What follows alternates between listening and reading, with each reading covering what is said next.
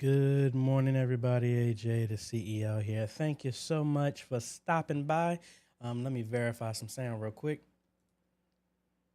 All right, so that sounds fine. Hey, folks, I hope y'all are doing well. Again, AJ, the CEO. Thank you for so much for stopping by here. There you go. Yeah, I didn't move it down. Yeah, Dr. AJ, call it whatever. So I'm only going to use it a couple of times. Let me verify sound one more time. All right, sounds fine to me. Hey, I hope y'all are doing well. This is our Q&A that we have typically every Friday as long as I'm not traveling. And let me make sure my phone is off. And I am here for y'all to ask me anything about media ministry. I would do my best to answer those questions. Again, I do not know everything, but I do want to share as much as I possibly can with you when I can. So if you saw any of my social media posts recently, and I'm talking about in the last 15 minutes, let me start off with some news real quick here to get y'all all excited possibly. I am in collaboration with working with a person that reached out to me, and Francisco, I might be pulling you in as well too. I see you out there, some other folks as well too, but I am happy to announce coming soon, OBS bundle version 2.5, not a significant change, but it is significant because we are going to be supporting multiple languages in the future. It's going to be rolling out with French, Spanish, and Portuguese. So be on the lookout for that. It is not there yet, but that is coming soon. I'm actually going to start working on it this afternoon. I have a subscriber who sent me some. He actually bought the bundle and they wanted me to do some translation for him. And I was like, why not just make a bundle that support other languages? And we're going to start rolling out as many languages as possible. Now, the beauty of this version 2.5, because I don't want to call it 3, is going to include the translations for version OBS Bundle 1 and OBS Bundle 2, and I'm only increasing the price by $5. So instead of $35 for the version 2 bundle, it's going to be $40 for version 1 and 2 for the given language. Excited about that. Also, some other stuff that we got rolling out. I did this a long time ago and I have not acted on it, and it didn't pan out the way I wanted to, but be on the lookout for a webinar that I will be hosting, and it's going to be called the Media Ministry Mentor Program. This is something that I was going to do as a course, but what I'm actually going to do, this is going to be a webinar. It's going to be long. It's going to be done live, but then after it's done live, it's going to be put up as a course that people can go to. And this is going to be just like if I sat down with a ministry that has nothing and we go through everything. We go through and this is a lot of the stuff is in the book. So I'm giving you, this is book 2 that's coming out, but we're going to be going through this and I'm going to be walking every ministry that goes a part of this course or the webinar at first, how to establish your internet, your website functionality, your team, your mission statement, your digital footprint, your platforms, how to effectively talk to the congregation online and in person, how to upgrade. This is a lot of the stuff that is in book 2 that we're going to be releasing this year. Is going to go through, but it's going to be a guided class to walk through all of this stuff with the intention of like, hey, it is a concentrated effort to just put this out, not just in book form, but also in an interactive mode to where you can follow all of the steps. And by the end of it, you have your stuff in place that would give you a good running start from a ministry standpoint. So I hope that helps. I'm getting all the formalities out the way so I don't forget. Also, if I do not get to your question, know that you can email me at questions@ajhomes.com. I will get to your questions as soon as possible. We also, if you are not a part of the Facebook group, what are you doing? You're missing out on it. We're almost at 3,000. Go to Facebook, look up Modern Media Ministry Made Easy, answer the 3 questions, and you are in, and you will be in collaboration with over 3,000 ministries all over the world with the sole goal of sharing our knowledge with each other so we can move the kingdom forward. There is no mention of denominations or nothing. It's about sharing knowledge for us to spread the gospel of Jesus Christ. That's what it's all about.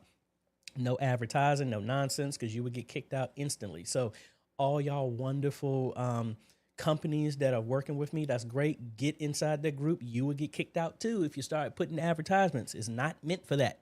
All right. So let's go through and holler at some folks here before we get started. Parker, hello. Thank you.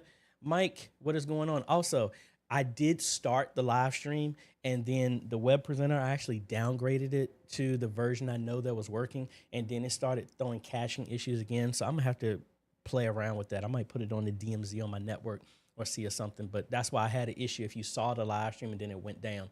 So hopefully people have moved over to that. The First Lady T, hey, good morning. Who else we got? In Blanco from Spain. Hello, hello. Yeah. Lots of problems with cache and bandwidth. Yeah, I don't know what that is. Like I said, I know my network can handle it because it was working perfectly fine. I don't know if something happened, but like I said, I'm going to route my web presenter. Actually, let me see if I can do that now. I'm gonna route my I'm not gonna do it right now. I'm gonna put it on the DMZ, so it's gonna go straight, bypassing anything that I have here. Or I might make a direct route. But yeah, I don't know what is going on with that, but that is an issue. Also, another issue that a lot of people have had, I've had at my church as well too. For whatever reason, Facebook made some change to their API. So if you're having issues using Restream or any type of service that talks to Facebook, it has broken something. Because even I use Vimeo, and Vimeo has not been kicking off the live stream that has been working for years. So it's something. So don't feel like you're by yourself. No, it's had similar issues as well too. Mr. Clarence, hello, hello. Enoch, hello, sir. Darius, what is going on? And I'm gonna come back, Mike, to your comment there. Francisco, what is going on? Bruce, hello, hello. Streets of Destiny, what is going on? Oh, you know the other thing I forgot to post?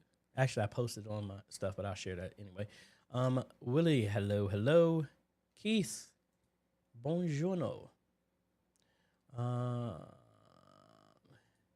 Dean, what is going on? My cousin Derek, what is up? Gab, hello, hello, good morning. Norm, hello. C. Anderson, what is going on? Haven't seen you in a minute. And yeah, actually, I just came back from that. That was about 2 weeks ago. I was there. I was helping Terrence out there. But we do have some other travel, which kind of conveniently leads me into the next thing. I already posted about it, but tomorrow. Actually, yeah, tomorrow, but Saturday and Sunday, I have prior engagements. I will be in Boston, Massachusetts for the entire week. And I'm not coming back till the following Sunday. So that's going to be the 11th when I'm going to be back. We're going to be working with T out there. She's probably going to jump here on the live stream here pretty soon. I'm going to be there, their ministry. Excuse me. I'm working with, I think they're remodeling their whole church, and I'm doing all of the AV stuff. So I'm going to be up there for the whole week, installing everything, getting internet, cameras, TVs, all that other fun stuff. And then also going to be doing some training, going to be there with them for their first service, heading back home, 8 p.m. And then right after that, getting on the train, and I'm heading to Maryland in an undisclosed location. This is going to be me just shutting it down for about 3 days. I will be back here in the area on the 15th. Got to do some stuff at my church. Then we're back on the road again for another undisclosed location up until Thursday. Now, I'm going to announce something real quick. A partner that I had earlier on.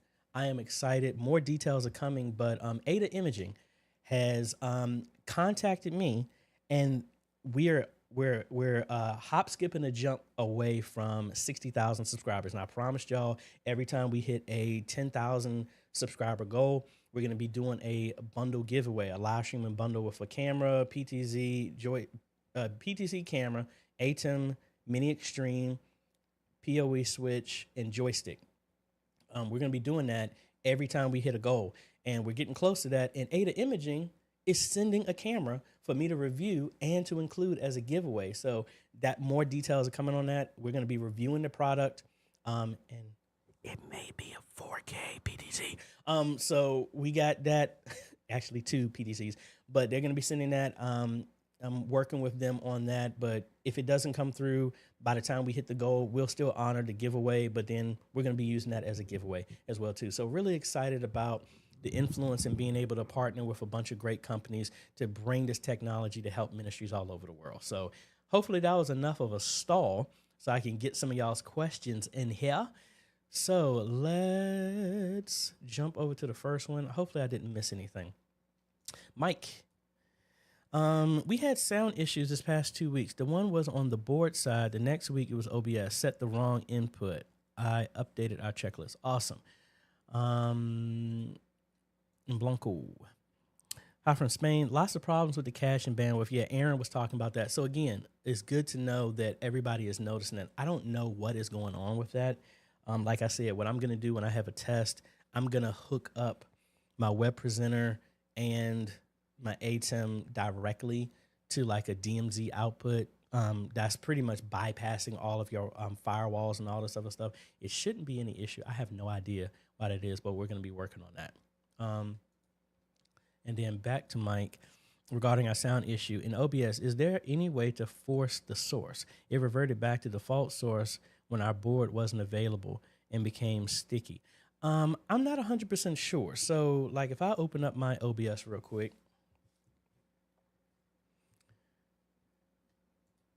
and I actually have a HyperDeck Studio that I got from Planche Memorial that wasn't working. I actually have it here plugged into my system here. It's not performing well. I updated it and all this other stuff, but it's not recording in any way, shape, or form. But anyway, let's go over here. So we're going here to infinity here. Let me turn this off.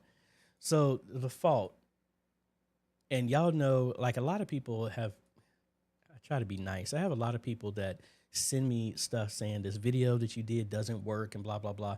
And again, I'm mindful of the stuff that y'all say, but when it's 50,000 people said it worked and then one person is saying it doesn't work, I'm not trying to be a jerk. Maybe you're missing something, because if 50,000 people said it works, but you're saying it's not, it might be something that you might be missing.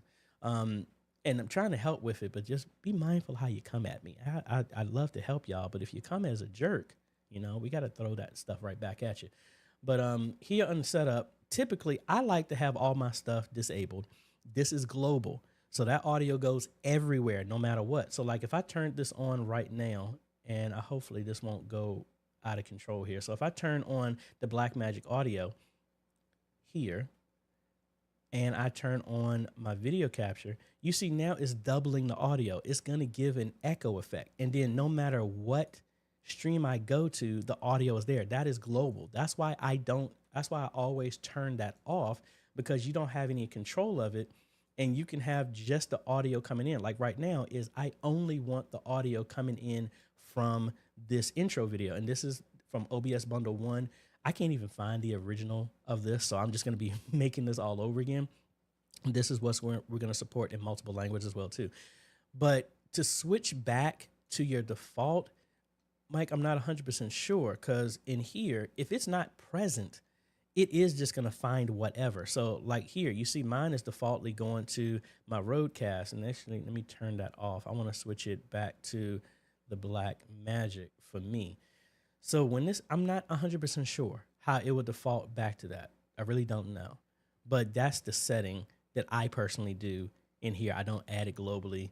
And you could do an audio input capture. Mac, you have to do it that way, because there is no option of adding it to your capture device like how I do it.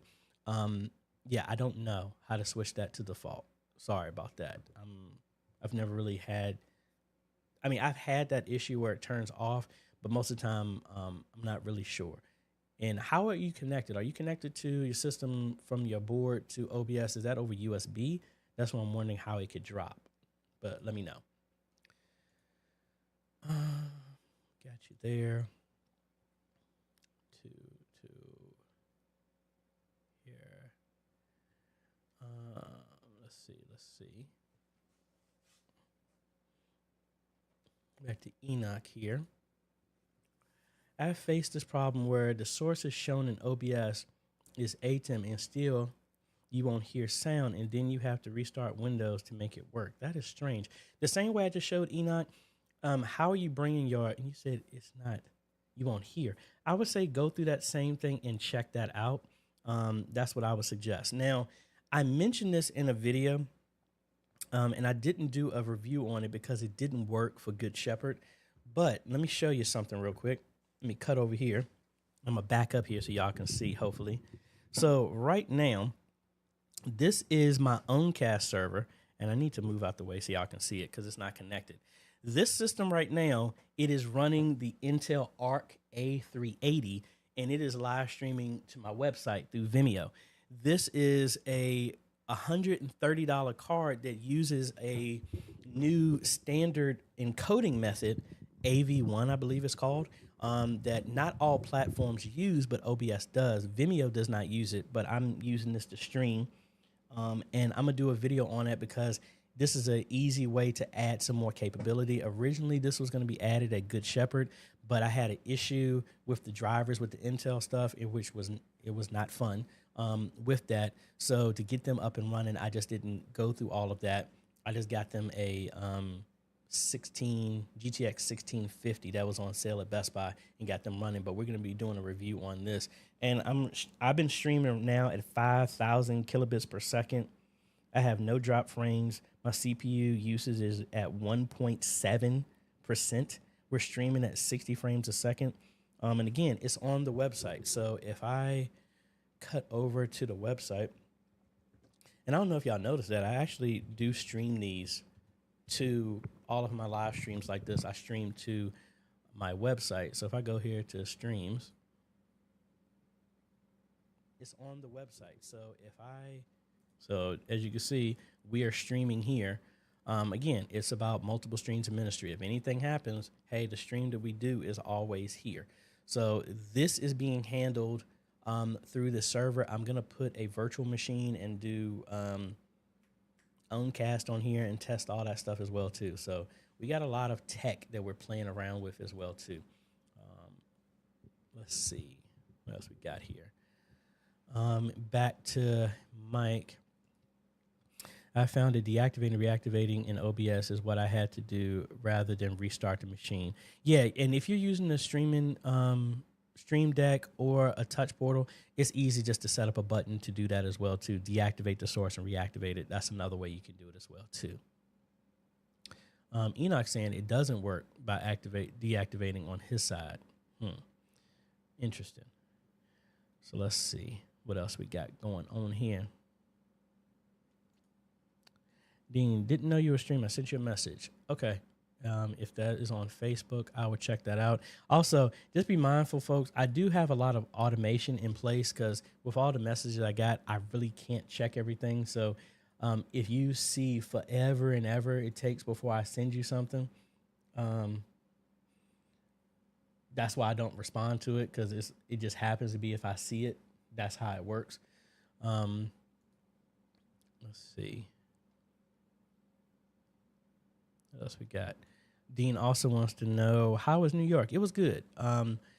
We got them straight. It's one of those things, like I share with y'all the background of a lot of stuff. Their TVs were using a HDMI to coax, similar to the Thor. It was a different brand that they used.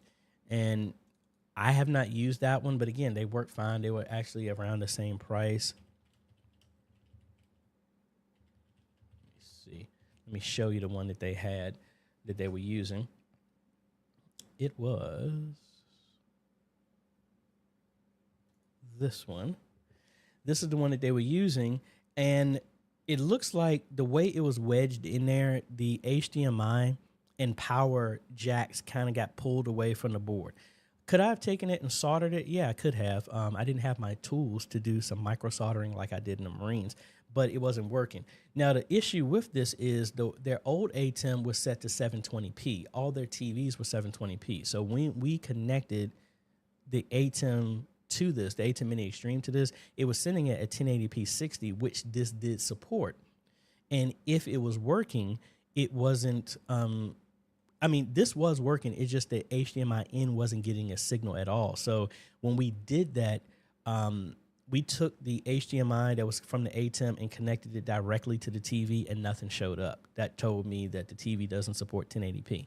So the options in this were to put a up-down cross, and I did a video on this, up-down cross HD. What is it? Blackmagic up-down cross. Yeah, up-down cross HD converter. And this will let you convert the signal to supported resolutions down to 720p. So the HDMI in from the ATEM Mini Extreme would come into this. You set the dip switches to this to 720p. Then the out would go into the replacement of this, and then all of the TVs works. What I suggested to them instead, and this is a 3 bundle, so these are really like $450, so that's not how much this would be. But the idea would be, by doing that, then all the TVs could stay the same. They already had an HDMI 1x8 HDMI splitter that we did. I suggested to them, get bigger TVs, 4K TVs that were cheaper in price, larger, and then a 75 to go on the front wall for people to see in the congregation, and then just run fiber optic HDMI cables directly to that. So I think that would work. That was my suggestion.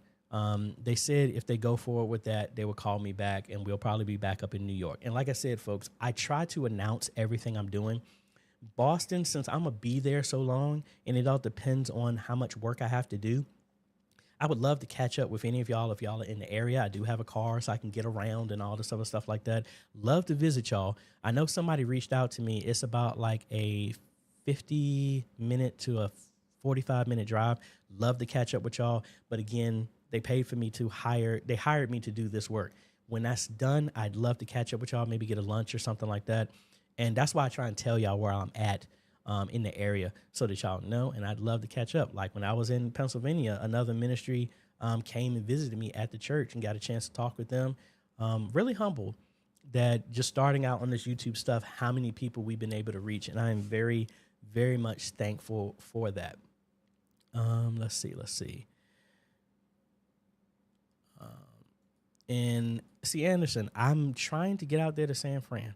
I really am. I've never been to San Francisco, but I really want to get out there. I want to go to Alcatraz and see the Golden Gate Bridge and all that other good stuff. Keith, just purchased the ATEM Mini Extreme ISO. I have another one upstairs for the graduation of Prince George that I'm doing next Saturday. I have all that upstairs. I'm probably going to take the studio camera to do that as my main shot, and then I'll have my Sony to the side. The original Sony camera that I have, I might bring this one. I don't know, but we'll see. But anyway, it says, watching your videos, I'm still confused. Using OBS with ATEM, the platform to input streaming key for me is not in ATEM. How do I input the generic stream info? If you're streaming from OBS, it would just go into OBS. If you're using just the ATEM as a pass-through, that's how you would use it. The streaming key, when you're using the ATEM, however, would be from like right here, you come out here to output, and it would go right there. And that is the wrong streaming key, but it doesn't really matter. It's not going anywhere. And I need to change that. So you would put it in here if you were streaming from the ATEM in OBS. Let's open that up.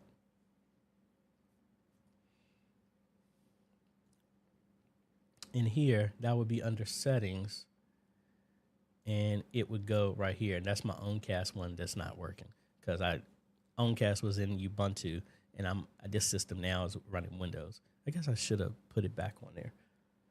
Maybe I'll put it back to Ubuntu, because OBS will work this way as well too. Excuse me. So that's where you would put it at. So hopefully that helps. Come on, switch. There we go.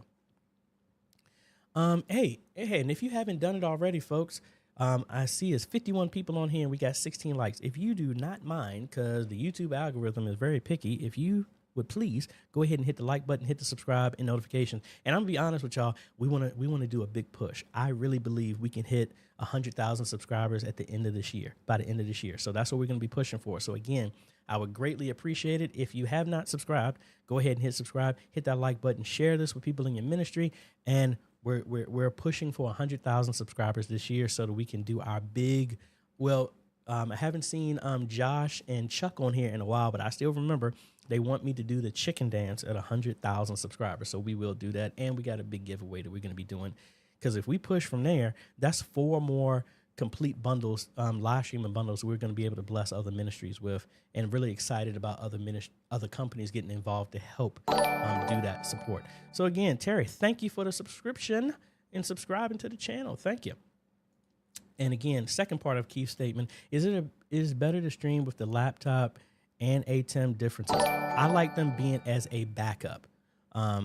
You know, I like right now, I did it in reverse. My web presenter was streaming, but because I had an issue, I was able to cut over to vMix to live stream. That's what y'all are watching right now. And I do that at my church in reverse. At Signs and Wonders, OBS is streaming, but then if anything happens with the computer, we can switch back and stream with the ATEM if need be. I like having different levels of redundancy no matter what.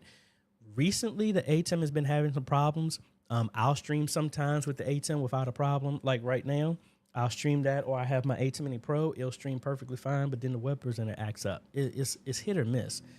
I personally think it's some type of software issue that's been pushed out. I don't think it's a network one because, I mean, if it would, I would be having a problem with the streaming right now, so I don't know. Kurt. DaVinci Resolve is so sluggish on my 2-year-old Dell i7 laptop, 32 gigs in memory, NVIDIA Quadro RTX 3000 graphics card. It is unusable for large videos. Any ideas? What I would do, Kurt, is what driver do you have installed? I've noticed this type of issue as well, too. So in here, if I minimize all this other fun stuff, when you do your driver, especially with the NVIDIA one, let me open this up. The NVIDIA experience. I am using a 3080 on this system. No, that's not the app I wanted. I want the GeForce Experience. So inside of here, you see my games that I don't play? So inside of here, this is your regular game drivers. But especially I've noticed this is advantageous for if you're using DaVinci Resolve. If you come up here, I would change this to the studio drivers. This is more for best performance when you're doing creative apps for editing and stuff like that. I would try that and see. And why is my mouse going really slow? That's strange. I would try and get that driver and see if that changes the performance. And then also inside of DaVinci Resolve, I don't know why I didn't. Oh, because I still have OBS open. I got too much stuff open. Let's cut back over here.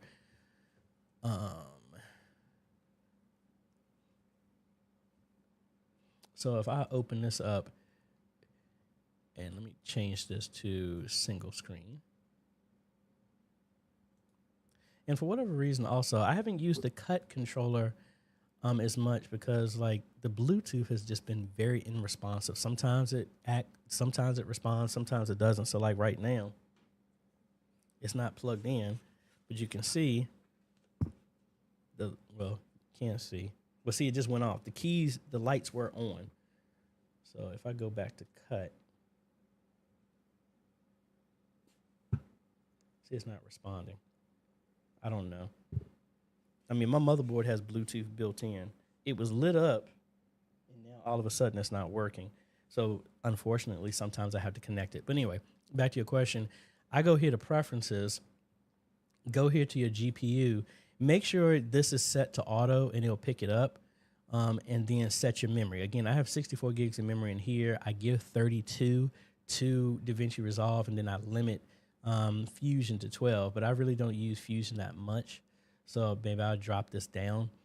And of course, you know, I would say check those settings as well too. So you got your driver, try the studio version of the driver for creatives, and then see how that performs for you. Also back to Keith, what to do with the Stream Deck now that I'm not using for my switcher? I mean, you can actually use Companion app and it can control the ATEM directly using the API. That works. And also, what's a good hard drive for the extreme large capacity? I personally use, and I had somebody else ask me about this, And I stick to the same stuff because I know it works. I test it out first before I recommend it to anybody else.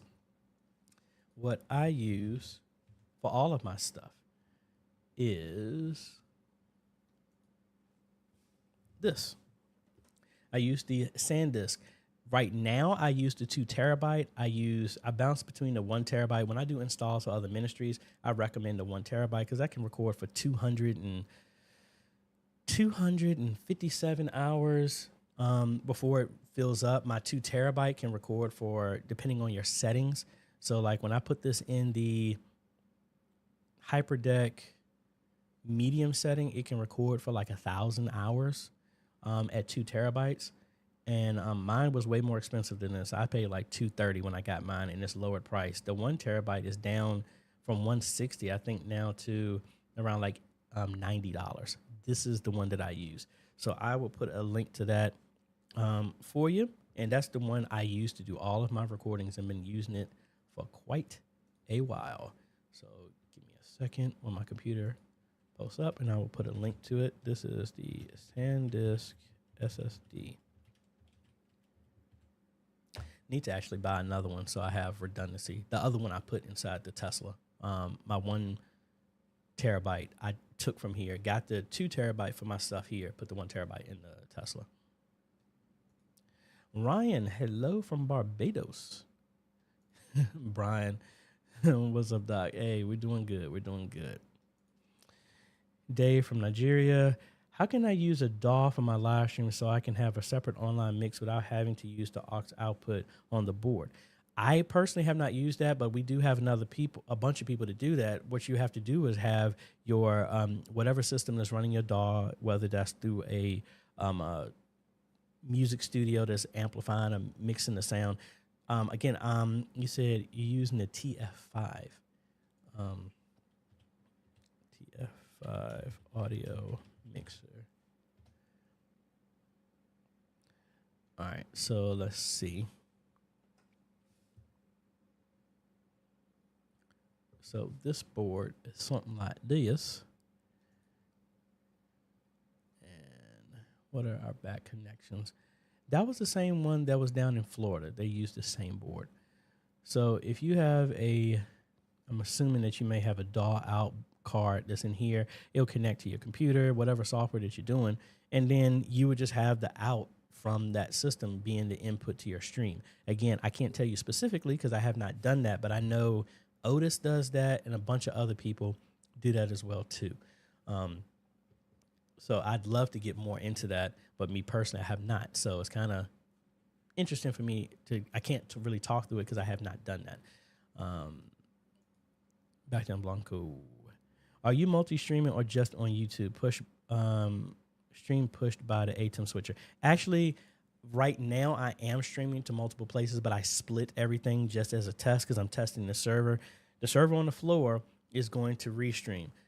vMix, which has an output that's going to the HDMI splitter that is going to my ATEM Mini Pro and to this.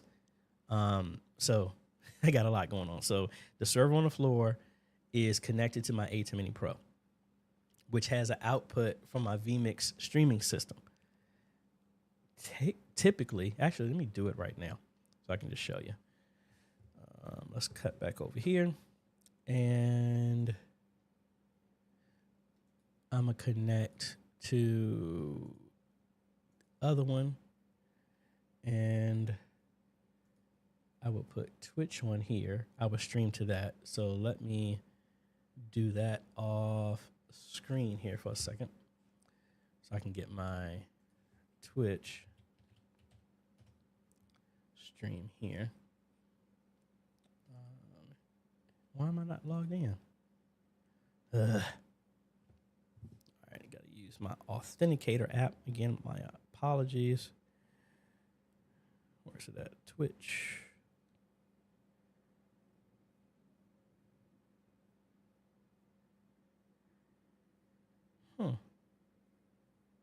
What's that at?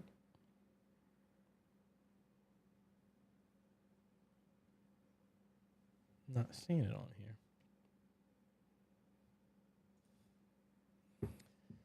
Okay.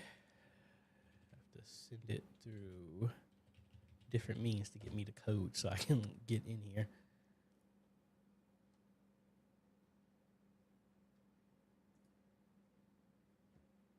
I don't know what in the world's going on. I'm not even getting my code here. We just sent the code to your phone.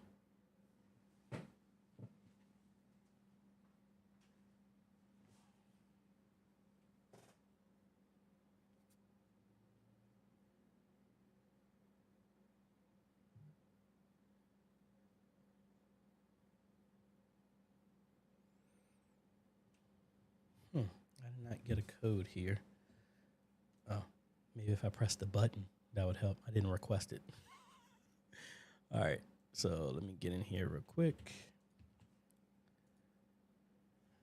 Now I'm inside the system. Let me get my streaming key.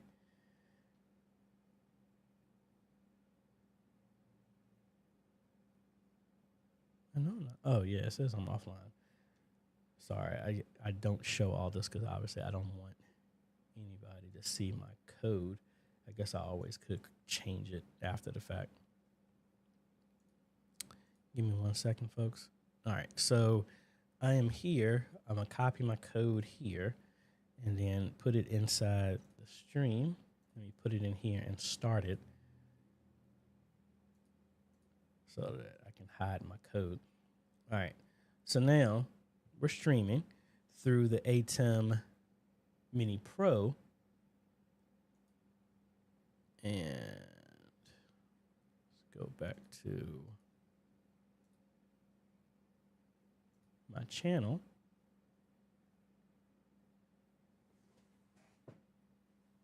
I don't know why it's not. Still says I'm offline. What in the world? Oh, there it goes. Now we're live. So now the ATEM Mini Pro is streaming here. If I go to my website, the server that's on the floor is streaming to my web page through Vimeo. That's going here. And then what y'all are seeing, vMix is sending. So we could add a whole bunch of other stuff to it if we wanted to, but that's how we have all the stuff going on at the same time. So yay. I can't remember if I answered your question or not. My apologies if I completely went off the rails and forgot that. William. Hey, AJ, on your video about ATEM macros, is there a way to program one of the unused buttons to super source on the Mini Pro? I mean, well, it's all dependent on the location of where you put that. And yes, technically you can. Well, no, I'm sorry. The super source is only on the extreme. There is no functionality like that on the Mini Pro. Can you set it to press one of those macros to where it will realign your picture-in-picture to do a certain alignment? Yes, you could. That macro can do that as well, too. So, but no, it specifically can't do... Felt congested right there for half a second. Hold on. Yes, it could do the functionality to realign the picture-in-picture using the DVE engine inside the ATEM Mini Pro and then activate it. So yes, it could do that. That same functionality is the same, but the ATEM Mini Pro does not support super source. Only the Mini Extreme, the SDI Extreme, and higher support those. Back to Mike. I do not use global audio, and I'm connected via audio interface via USB. So yeah, that sounds like that connection got dropped in some strange way. That's weird. Man, we're global, folks. Watching from Tanzania. Awesome. Thank you for stopping by. Daniel. Hey AJ, I have a live stream Instagram and Zoom simultaneously. I have to live stream Instagram and Zoom simultaneously. So what I plan doing is getting the video input to vMix and then using the external feature to send the feed into Zoom and OBS. Okay. I think that's cool. So, I mean, but wait a minute. But if you're using vMix, why are you sending it to OBS? because vMix is doing the same thing as OBS. You could, I mean, that's adding an extra jump, in my personal opinion, that you don't need, unless you're using OBS mainly just because of the virtual camera. I don't know. I never looked into if if vMix supported a virtual camera, but let me know if that's the reason why you're doing that. I think that's why it is. Actually, you have another comment. If I went to the next page, and then it says, and then resizing OBS for Instagram and keep the resolution for Zoom. Would that work? Technically, yes, it should work. I think there's an extra couple of jumps, but again, I don't know if vMix has a functionality kind of like a virtual camera, because if it does, then you wouldn't have to use OBS at all. But again, you're resizing it. So yeah, in theory, yes, that should work. Streets of Destiny. On OBS, I've discovered while using the USB from the X32, it will default if the X32 is on. Otherwise, PC microphone X32 is off. Well, that's really pulling from your Windows default. If your Windows default is set to whatever, it will do. And there we go. Real quick, let me jump over to this real quick. And this is going back to the issues with here. So you can see right now, it says my cache is full on the A10 Mini Pro that's going to Twitch, which really makes no sense at all. It's not a bandwidth issue at all. Let me see. Let me log into my router and let's see what's going on here.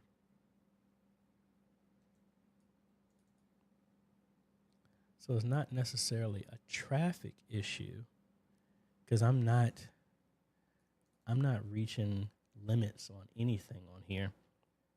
So if I run a speed test right now, and this is going on at the same time while I'm streaming, my connection to YouTube says excellent.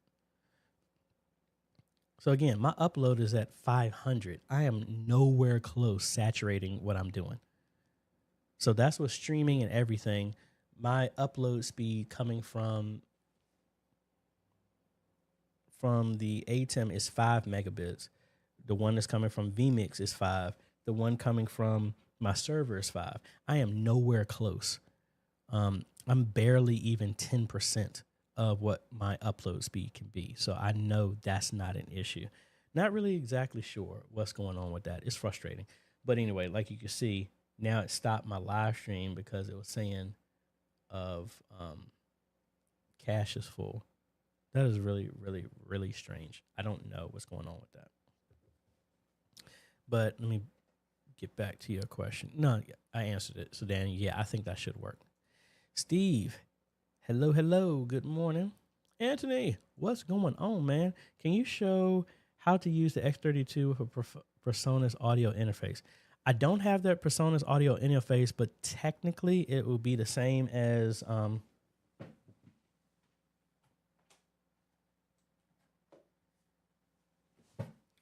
this Evo 4, which I had back in the day when I was in my apartment. It works the exact same way. So depending on your output, you could have 1/4 inch, you could have XLR. This one has XLR. You would bring the XLRs into this. It would convert it into USB. And then when the USB is shown, that will be just what you're doing for your audio input would be the USB interface of this. That's the same way it will be with the PreSonus. And then the PreSonus will give you some functionality for setting the volume in the front with the knobs as well too. It was a couple of churches I used the PreSonus. I just don't have access to one. I used to use one, and I actually gave that. I think I gave that to a ministry that I had back in the day. That's when I was using the PreSonus, and I had the portable ATEM Television Studio HD when I had that in a 4U portable case. But it should be straightforward just like that. But is there anything specifically, Anthony, that you had? Is it just a setup? If so, we can look back over that. Aiden Reed, I just did a 6K RAW recording for my Blackmagic Pocket cinema camera, but the file is coming up corrupted. Is there a way I can recover this footage? What is the format that you recorded it in? Did you record it in Blackmagic RAW? What's the codec that you used to record it? There may be some options, maybe Handbrake, but if it's corrupted, it's most likely you won't be able to get it back, unfortunately. Dean, question, with the AVCAN's NDI, can you get video and control with just network cable and PoE switch? Yes, you can. So like, for example, it's not the same, but the functionality is the same. With this camera, with the BZB gear that I have behind me, it's the exact same thing. See, the cache is still full. That's strange. Anyway, let me switch back to this one. And I'm really hoping I don't have that issue at the graduation, but my laptop will also be running OBS, so I can always back that up and run off of that. So you can see Twitch is like all over the place. It's in its performance, which is weird. So what I'm actually going to do, let me go back because I had a moment here. Let me stop that live stream, and then I'm going to start it again with my system over here. Hold on.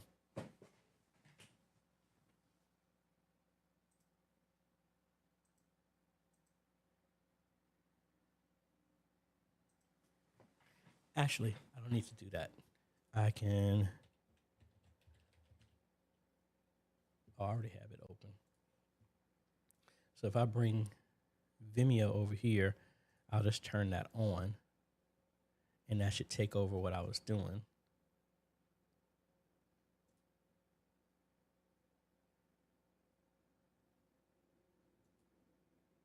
So it's running there. And you see how much smoother that is? That's running from the server that I have on the floor. And I don't know why it's stuttering like that. Oh, because I'm watching me. Yeah, so that's really strange. Or did it stop it completely? I don't know.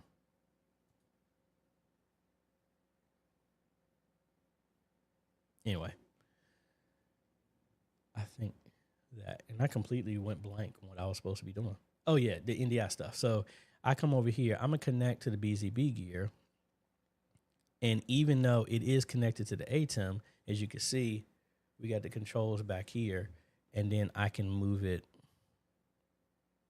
all over here. And again, I don't know what is going on with my network. Oh, it's fighting me because it's on the AI stuff. I have to turn that off so that I can use it. But it is kind of, the performance is not what I would think would be appropriate. That's strange. But yes, you can control both through there. I'm gonna have to revisit what's going on with my NDI settings. I don't know why it's giving me that type of performance. Let's see.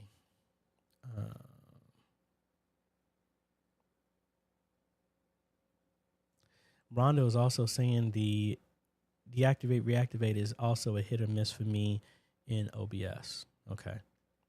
Strange. I guess it all depends. Make sure when y'all are doing that, if you're using a USB interface. So if you come over here and let's go to our device manager, and for whatever reason, Windows keeps turning this nonsense on. Make sure you go, if you're using a USB interface, go to all of your hubs and make sure power management is turned off, because that will allow Windows to just shut down your USB if it deems it doesn't need it. Make sure you turn that off so that you don't have any type of disconnections. That's one thing. Ever since I've done that, I don't have any disconnection issues, but I would check that. Steve, I was thinking of using 2 USB webcams in our fellowship hall. Can I use a USB hub, or do I need to run 2 cables? It all depends. You can use a hub, but just realize it draws power, and you need to make sure that it can handle the amount of power that's being drawn from it. So, and of course they changed this. I'm trying to show, it used to be a USB interface that would show you what type of, what's the bandwidth that's going to each one. So yes, you can connect them to a hub, but if it's drawing too much power, what you need to do is get a hub that has its own external power, so it's not drawing that much power from the USB. Then you should be good. So yes, that will work. Philip Paul from Malaysia. Hello. Trevor, was that almost an update on your book? Oh no, that is a part of the book. So like for example, let me cut over here so y'all can see. So again, these are the people that I still have a list who've pre-ordered the book. So again, haven't seen Jack in a while. Hope he's doing well. So these are the folks that have it. So yeah, we got you on there. So we're gonna do that, and then these are the other chapters I haven't gone through. This is one I want to work with Kyle on. These two, generational synergy. And again, the way I'm doing it, especially with using AI, this takes me a while to just sit down and write. Writing is not my thing. But sitting down and talking through this stuff, doing a video in it, and then having the AI at least generate the auto dictation of that, that gets me a whole lot through it faster. So if I jump up to when I did, so you see it is there. We got a lot. And when I come in here and look at establishing a mission statement, all of this was done off of auto dictation, where I just talked through all of this.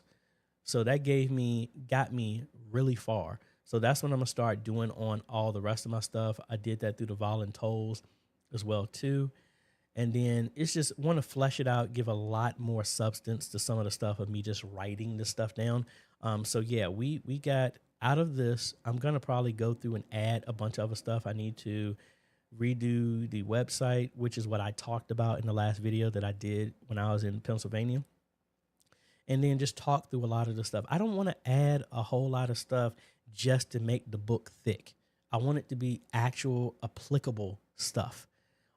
And I want it to be a simple, straightforward guide to help you with some stuff. So we got, what's that? 1, 2, 3, 4, 5, 6, 7, 8, 9, 10, 11, 12, 13, 14, 15, 16, 17 different topics with an additional 2 that I need to finish and flush out. So 17 other topics, and then we'll be done. I am going to finish this year. So we got you. What page are we on?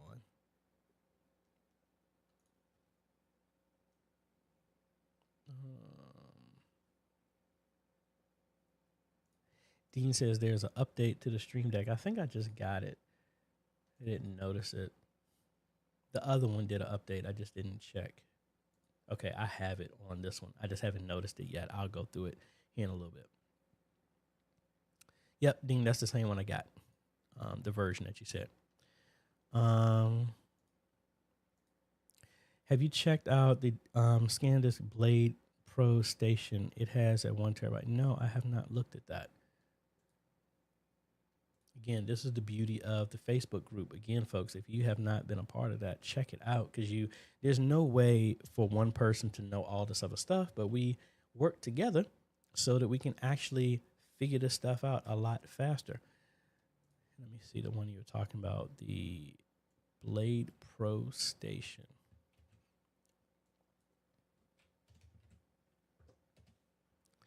Let's see. Wow. Now, I'll be honest, outside of this, what I was looking at getting, and I know some people said it wasn't really cool to do, but another product I was looking at checking out, and I'm trying to give myself a reason to get it, is this, the multi-dock. I was thinking about this. This gives you 2 USB connections. I was going to use it as kind of like a cache for my streaming, because I have another under desk 1U mount that I wanted to use. And I got a bunch of SSDs left over that I was playing around. I might get something like this. Some people said it's kind of expensive. I mean, especially compared to this is actually half the price. But I think that is something like this looks pretty cool. Let's see. So it's almost kind of like, oh wow, that's really cool. Does it? Oh, and it doesn't come with storage. That's really small too. 4 terabyte. No, I want the station. So I guess what type of slots come with this? ProBlade SSD mag slot. So what are those? I want to see what that is. Well, what are those? So Dean, where are those SSDs that go in there? I might have to check that out. That looks really cool. Really, really cool. Man, this fan is like, I feel like some drainage here in my face. Anyway, to my cousin Derek, didn't originally have a question, but trying to cut down some editing time using DaVinci Resolve. For some reason, the lower thirds won't save when I render until I do a second editing. Make sure, Derek, when you go through, that's strange though. One thing I've had to do to make sure I don't have any fluffs when I go through that, and that's why I don't have too many, like, let me open up and show you when I'm doing the podcast. So if I come in here to my project and I go to the Media Booth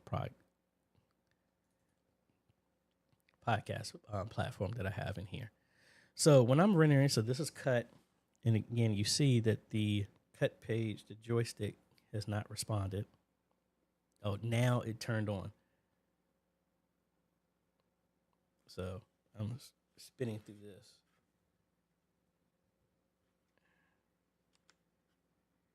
All right, so yeah, now it's responding right now from me doing this. So, but when I come in here to go render, just make sure that you have this right one open, because when you have a bunch of these timelines open, sometimes it will pick the wrong one. So I don't know. And then also in your settings, make sure when you do your output, not single clip. Where's it at? Oh, I'm in the wrong one. I would want to say, where's it at? It used to have something where you say do the entire timeline, or make sure you don't hit any buttons in here. Yeah, here it is, entire timeline. Because sometimes if this bar right here, sometimes I've pressed a button and then it'll do like an in and out.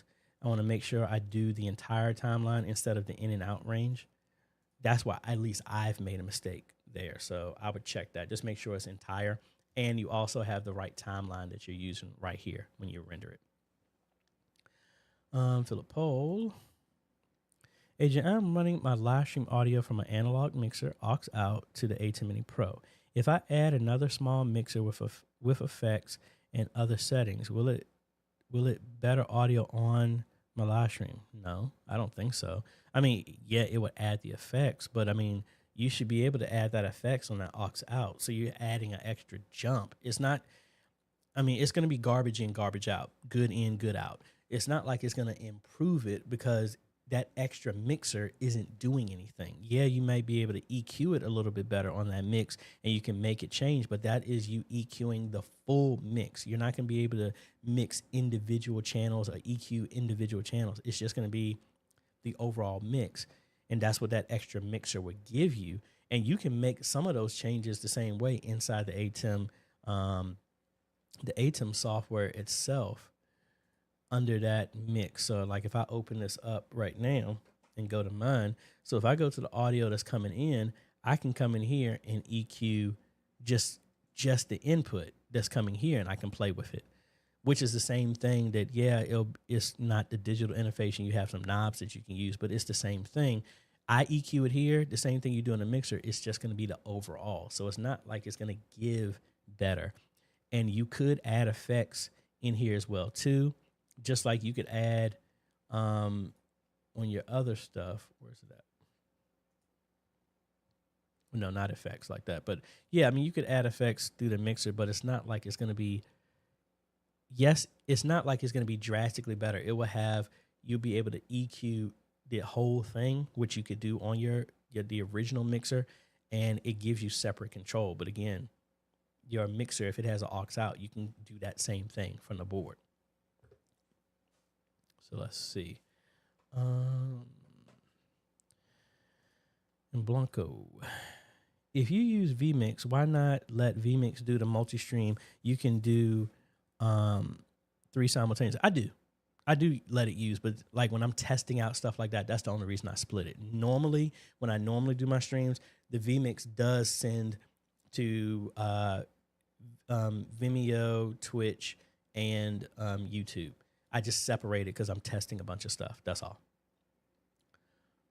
Miriam, just wondering, how do ads pop up when you click on this live video, but then not when I click on my church live stream? Well, that depends on your channel.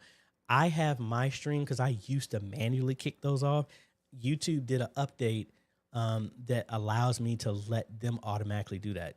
Most of the time, you don't have controls over your ads unless you have over 1,000 subscribers and 4,000 hours of watch time. That's how you see ads on my stuff. Now, for those people who watch my stuff, I don't set my ads. I let YouTube just pick it. So some people say, why do you have so many ads? That's because YouTube deemed it. I just don't touch those settings. So like, for example, if I give you a behind the scenes of how this stuff works from a YouTube studio standpoint, look at that. We're almost there, folks. We got about like 3,134 until we get our next goal. But let's go here to like this most recent video. So if I go to the ads, the monetization here, and this is where you can manage this. But again, I have it set automatically. So it places these ads in these locations. So I could come in here and say, oh, right here, let me add an ad. That's me manually doing it. But all these other ones, which I would never put an ad right here at the end. But YouTube does that. That's one less thing that I do. But for example, let's see if I go to, if I come back and then I go to my church's page, we only have, I think, 90 subscribers.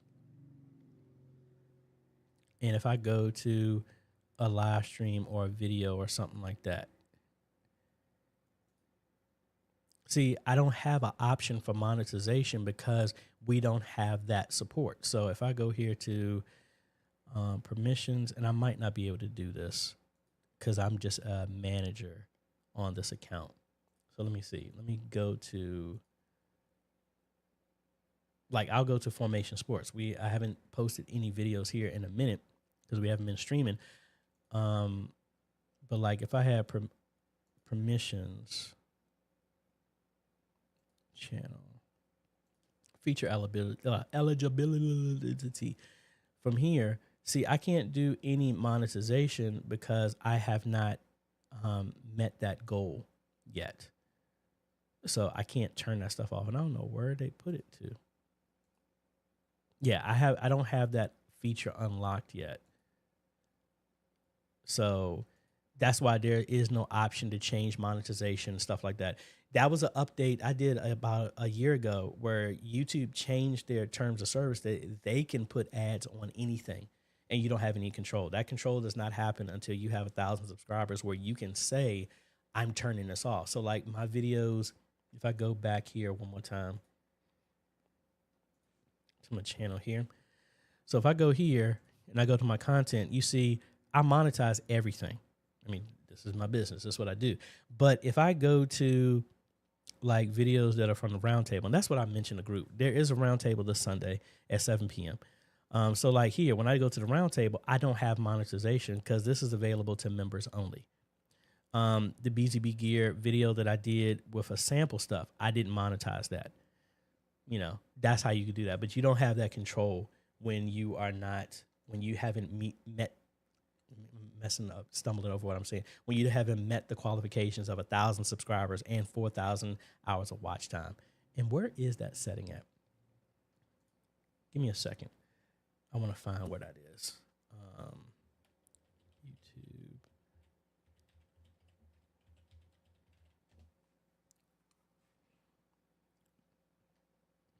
I'm trying to find a direct link that will show you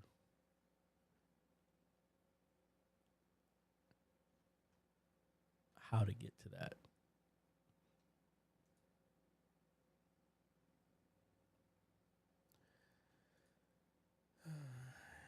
Enable monetization. All right, so let's see. Let's go back here so y'all can see it. It says go to, again, you have to be the owner account. Go to studio. To the left, go to channels. overview, select the channel permissions. So again, see, I don't have, okay, permissions. And again, see, I'm only a manager here. So this is the church's main one. So let me see if I could do this again for formation sports. So settings, permissions. Hold on, let me take this back because I don't know what's getting ready to show.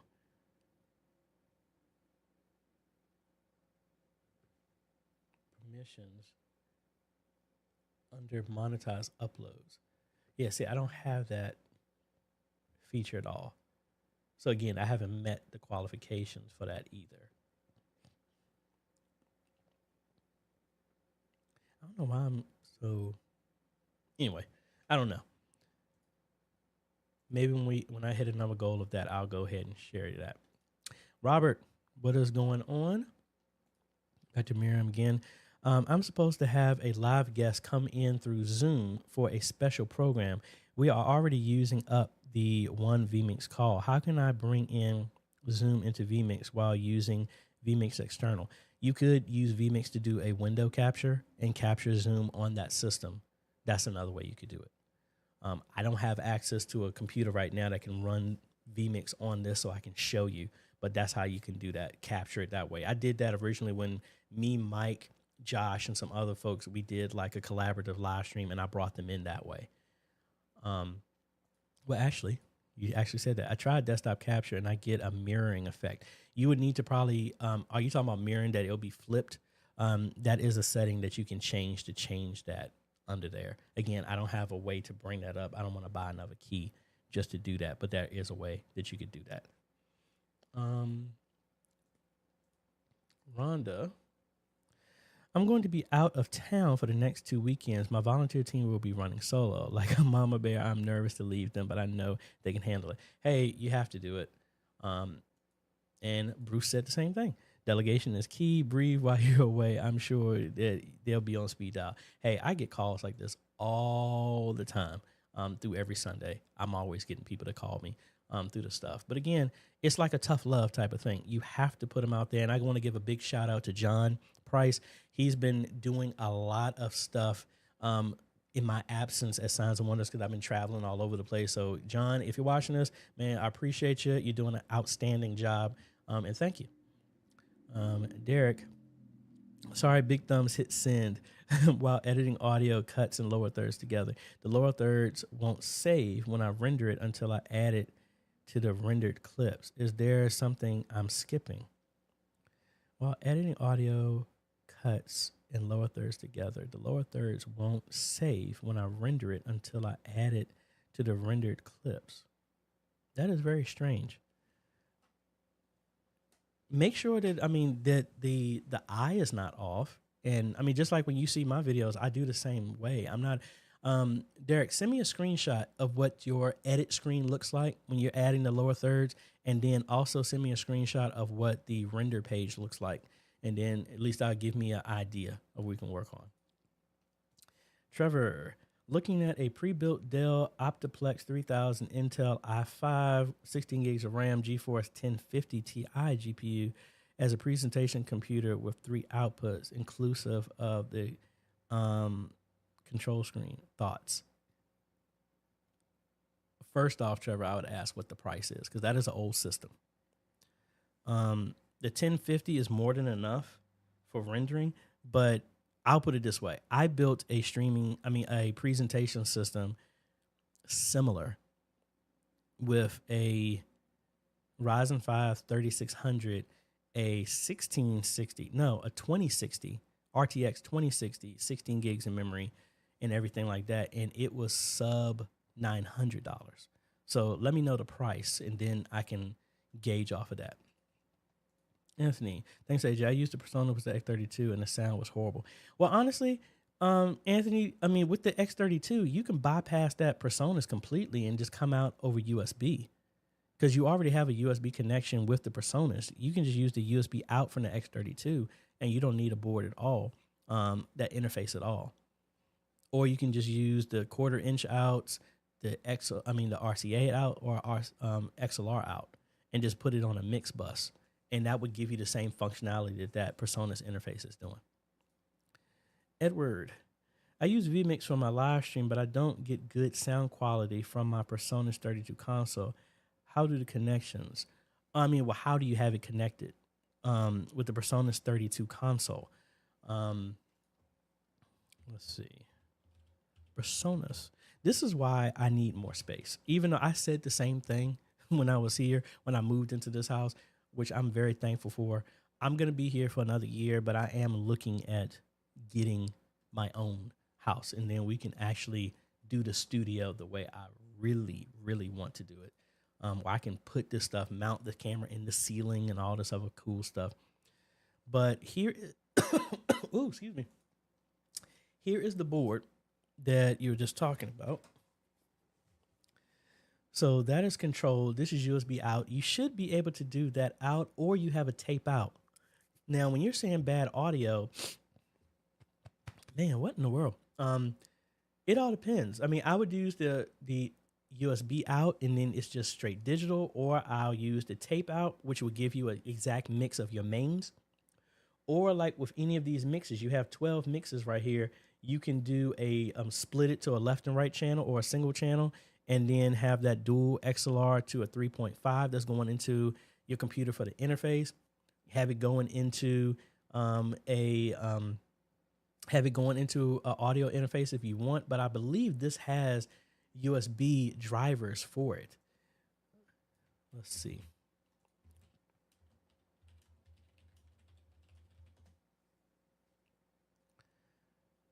Where is it at?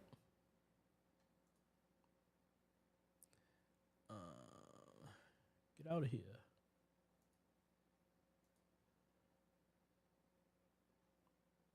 So software, Studio Live.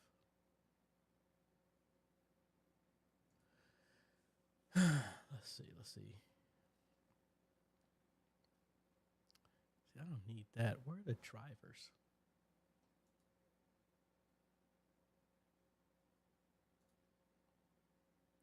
Oh, there it goes. Download the drivers. Yeah, so the universal control would give you USB access. So it would show up just as a USB driver. And then that USB would just show up as an audio interface, just like when I have my X32 connected, it shows it over USB. That's how I would do that. Or like I said, if you really wanted to have an interface, most of these boards, you don't need them. But if you do, I would just run a separate mix, live stream mix out, and then that would go into the board. So let me turn this on. And once that's on, we will open up the edit app. Wait for it to connect. There it goes.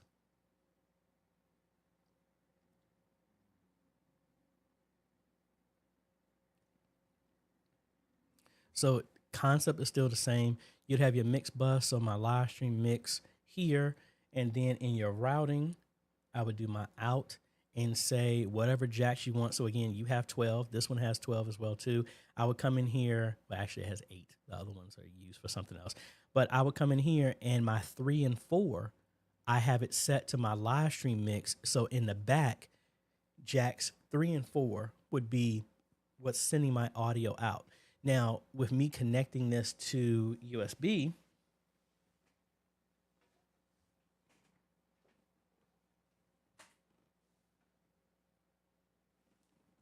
so I'm going to be careful with this. So here's the USB.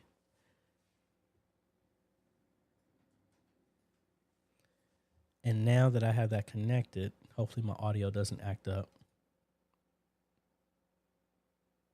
Yeah, so it just did. It put my audio here. But let me switch this back to here so I can hear y'all. So I have it connected here. So if I go to OBS right now, again, I'm using 3 and 4.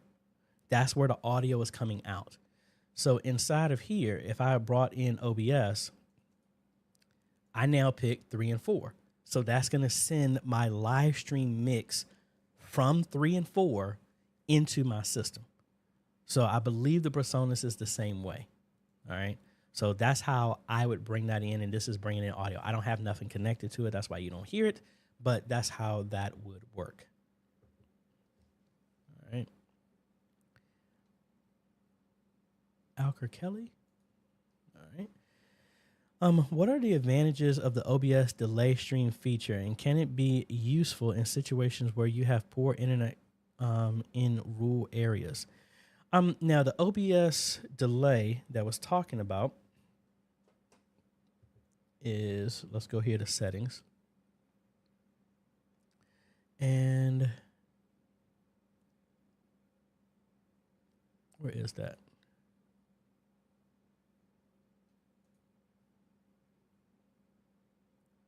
All right, stream delay right here. So what this will do is not, now make sure correct me if I'm wrong, but the stream delay right here, what this is going to do is use memory, and it's going to add a buffer, meaning that whatever the difference is right now, like right now, when I'm streaming right now is about like a 8 to 15 second delay. This is going to purposefully add a delay in here. So say maybe I want to do 90 seconds. So that's going to use up around 30 megabytes of memory, and it's going to cache everything so that there is a 90-second delay between what I do and what's going on. That's not really about for helping out with a poor internet. That just gives you more time. So if something happens, you're able to cut this before it goes out. That just gives you a buffer like that, just like with television. What's happening live really isn't live. It's maybe about like 30 seconds behind, so they have time. So flashback to the Super Bowl when Justin Bieber and Janet Jackson had that little mishap. That was a delay. That's how they were able to cut some of that stuff before we really saw it. We didn't see as much, but that's what that delay does. It does not, I don't know how that would benefit if you have a poor internet connection. Back to Dean. Just picked up a 1X player handheld PC, and I plan to use it with AVCan's NDI. Since it has a built-in Xbox joystick that I can use to control the camera, I installed vMix already and NDI tools. Cool. Let me know how that works. Does Restream Suppress affect the audio? I have audio from the mixer to the ATEM streaming through Restream standard plan. We just can't get the mix right. Depends where you're streaming to.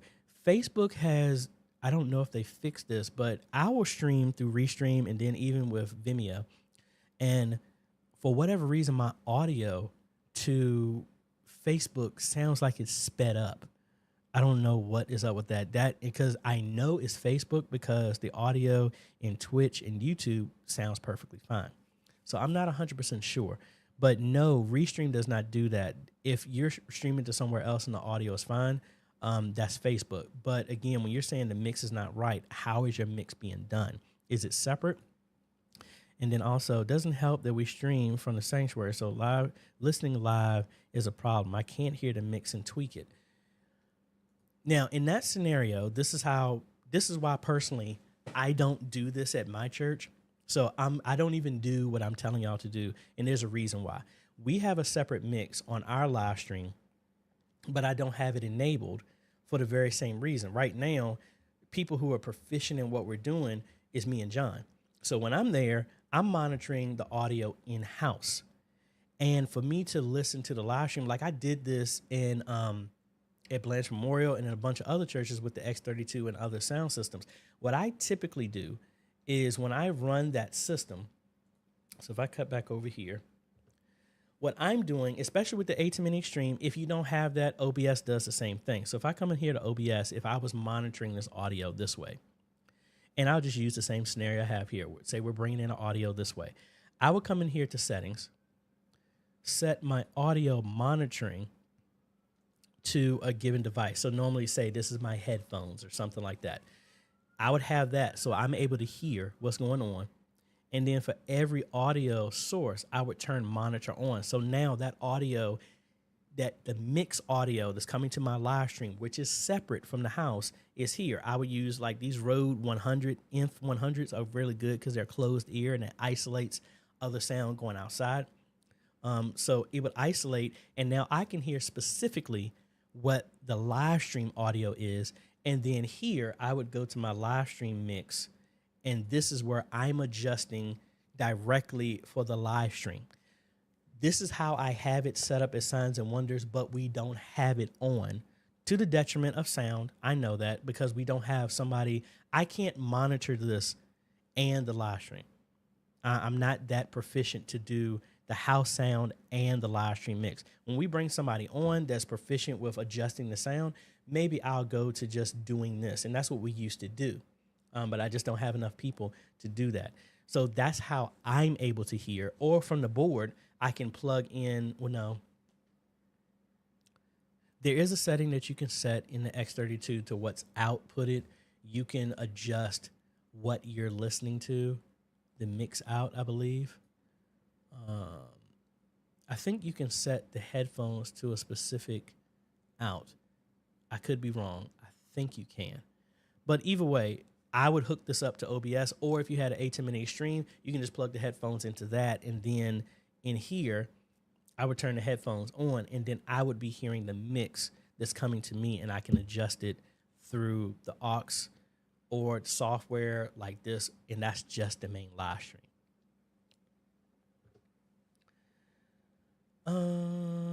Sporty here.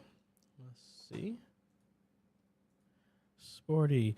Don't know if it's been asked or discussed, but I'm having trouble daisy chaining two PTZ cameras via PoE. The second camera is not found during the search.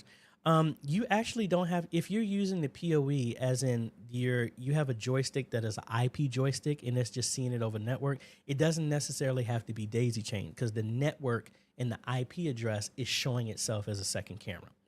Now, what type of camera are you using? I would check out advanced. I don't know if you're Windows or not. What's the other one? I think LandDuck is the one I'm using for my Mac. So here, and I can show you mine on here. Let me close this. So what could happen if I do a scan here on my network, it'll show all of my cameras. The first thing is run this to make sure that your camera is actually on your network. So I should see mine here in a little bit. And it lets the whole thing flush out.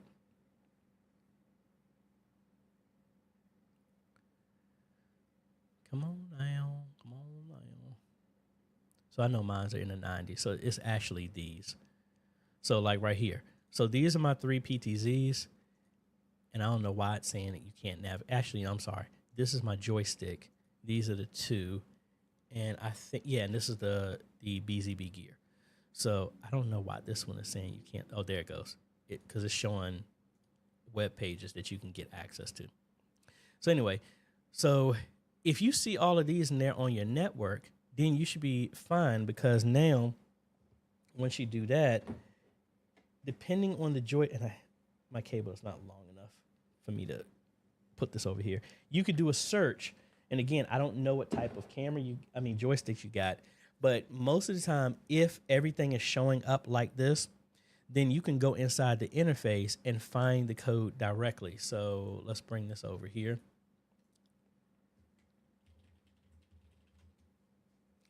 So inside of here, you would go to network and then make sure your port. So if you're using Visca, there's your port numbers. If you're using TCP or UDP, TCP is 5678 by default. UDP is 1259 by default. And then the joystick, you can say search through Visca, or if it doesn't show up in search, you can manually put in the IP address and the port, and it should work. If it doesn't, there isn't really a daisy chaining like that. You would have to have, each camera over PoE going directly to your PoE switch, and your switch acts, just think of it like your joystick. Your cameras are multiple computers, and your joystick is like a printer on the network, and that's how it works. But let me know if I'm off base in what you're saying or asking. Kenny Lester, good morning. We have a data video switcher which does not have a USB in. It only has SDI and HDMI outputs. Is it possible to use a Magwell SDI to HDMI capture card to connect to vMix? Yes. As long as the drivers are there, the vMix will see that capture device, and that will be used as your input, and you set that as your input capture device, and you're good. Aiden, I think I did answer your question. I'm a little bit behind from when I see your stuff, but let me. Yeah, I did answer that one. So yeah, I'm a little bit behind just because how these questions really come in. So I got you. Um,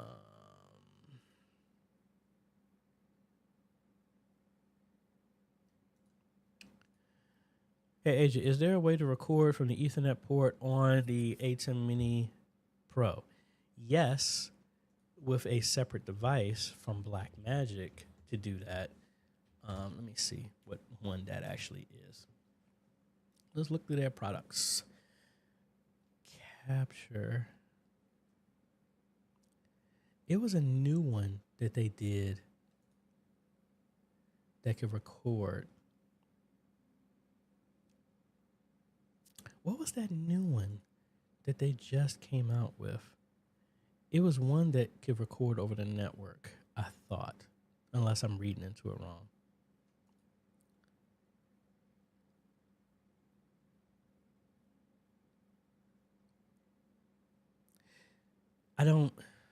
Let me take that back. I don't believe so.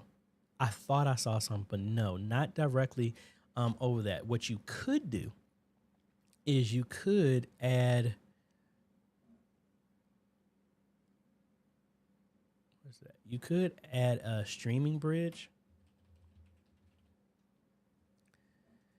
And the streaming bridge will capture the video and you can send that over to something else. I thought I saw it on here.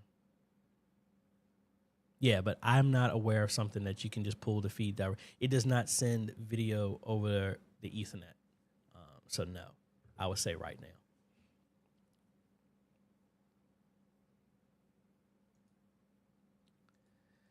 I'll work on that, but I need to get a 6K before I do that. I am, yeah, I have to work on that.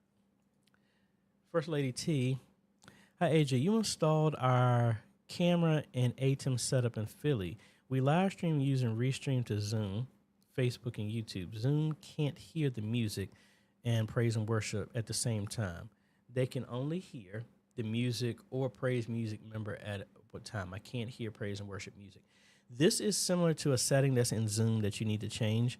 And I did a video on that will help. So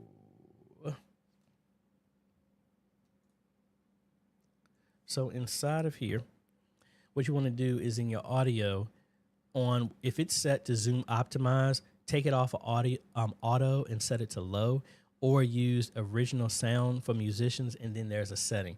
This noise cancellation is what is suppressing that audio. I would check this first. If it's on, take it off of auto and put it on low and see if that works for you.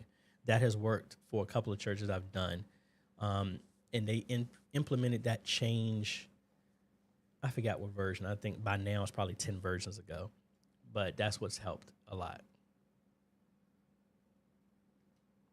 All right, so Dean was saying, yeah, it doesn't come with the Max. Yeah, I didn't see where they had a link. I wanted to see what the prices are for those.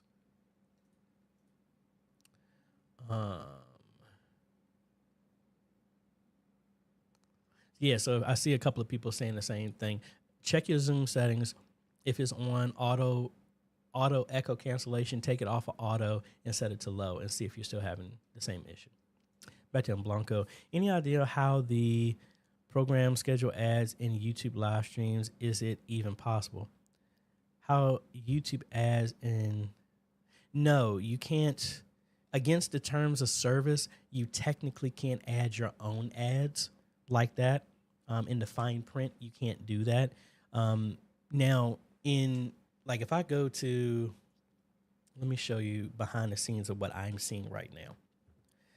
So like right now, I can insert an ad right here, but I don't know what it is. That's YouTube. So if I hit it right now, and let me make a marker here, and if I hit it right now, everybody else is getting some type of ad right now. If you watch the replay, there's an ad. So it just inserted it. So I don't know what type of ad that was, but that was something that YouTube deemed appropriately for my channel based on them selling this time to the advertisers. Michael, hello. First Baptist Church, Rockport, Texas. Thank you for all you do in sharing and knowledge, AJ. God bless you. Hey, thank you so much. I'm glad what I do is helping. On a side note, how many of y'all, do me a favor, in the chat, go ahead and press the letter P if you've listened to any of the Media Booth podcasts, and what is a takeaway that you've gotten from that? If you've watched that. If you haven't watched that, folks, this is one thing that, again, I practice what I preach, and I'm really encouraging y'all to the move I personally feel that ministries are doing. We got to get beyond just streaming, just services. Anybody can do that. This is the same thing I was telling Harrington Seventh-day Adventist. Live streaming, what we're doing on this platform, if we're just live streaming, you are missing so much more that you can have. I want you to understand your live streaming with your media ministry, you have a global television network. Unless you're Fox and you're only playing reruns of Cops, you can have multiple different mediums. You can show different stuff. So that's why I recommend using all the tools that's available. So if I go to podcasts, I'm using the podcast to talk to a completely different demographic. We're on Amazon Music, Apple Music, Google Music, Spotify, on the website, everything like that. And it's meant to talk to a different audience. You can do the same thing. Highly recommend. I did a video on how to set it up. It is really, really, really simple how to do that. You can do that as audio of just your announcements. You want to have your pastor doing a 5-minute prayer. That is simple. They can record that on their phone and do that. And you got to think, these technologies are allowing us to reach people all over the world. Everybody doesn't have an opportunity to sit down like I do with my Q&A and just talk and go through this stuff like this. Why not leverage multiple different mediums to reach people in different ways? Hey, people want to look at shorts, reels, and all this other stuff. Do short reels of your service that can reach people. Hey, I'm a preacher's kid, so I'm gonna say this. Everybody, I can't stand always being in a lecture mode and hearing lectures from church. Also, when you're using these platforms, that was my next YouTube video that I'm gonna work on. It's called Get to the Point, meaning that people, if we're always streaming a service in its whole intro, morning prayer, opening hymn, this announcement, blah, blah, blah. When you look on YouTube, and if you've seen the change that I've done in videos as well and other people, when you search for my stuff, I get to the point. If I'm having an issue with my marriage and I'm looking up a video, I don't want to go through and scrub through an hour and a half of pomp and circumstance to get to an answer to my question. That's stuff that if your pastor is preaching on tithing, get to the point. Get directly to it. How do I tithe in ministry? How do I fast? Go directly to it. And now you can build up a repository for your ministry of that topic. YouTube is the second search engine in the world, and people are looking for answers to questions. They're not looking for a 2-hour-long sermon. Yeah, they are. But again, that's how you get people hooked. What are the advantages of the Mr. Beasts and everybody that's doing this stuff? What tools, what methods are they using to reach more people instead of us being stubborn and just want people to we're live streaming in a full format. That's where the hybrid service came in. That is where we come in with different mediums, podcasts, short videos, different type of content, long form content, short content to reach other people. That's the next evolution of what we need to do instead of just simply doing a live stream. Is it going to take more work? Yes, but I think that's what we need to do to reach more people. So rant over. That's almost like the prayer of Jabez. You know, you just read all the names and stuff like that, and then all of a sudden we just pop something out of the blue.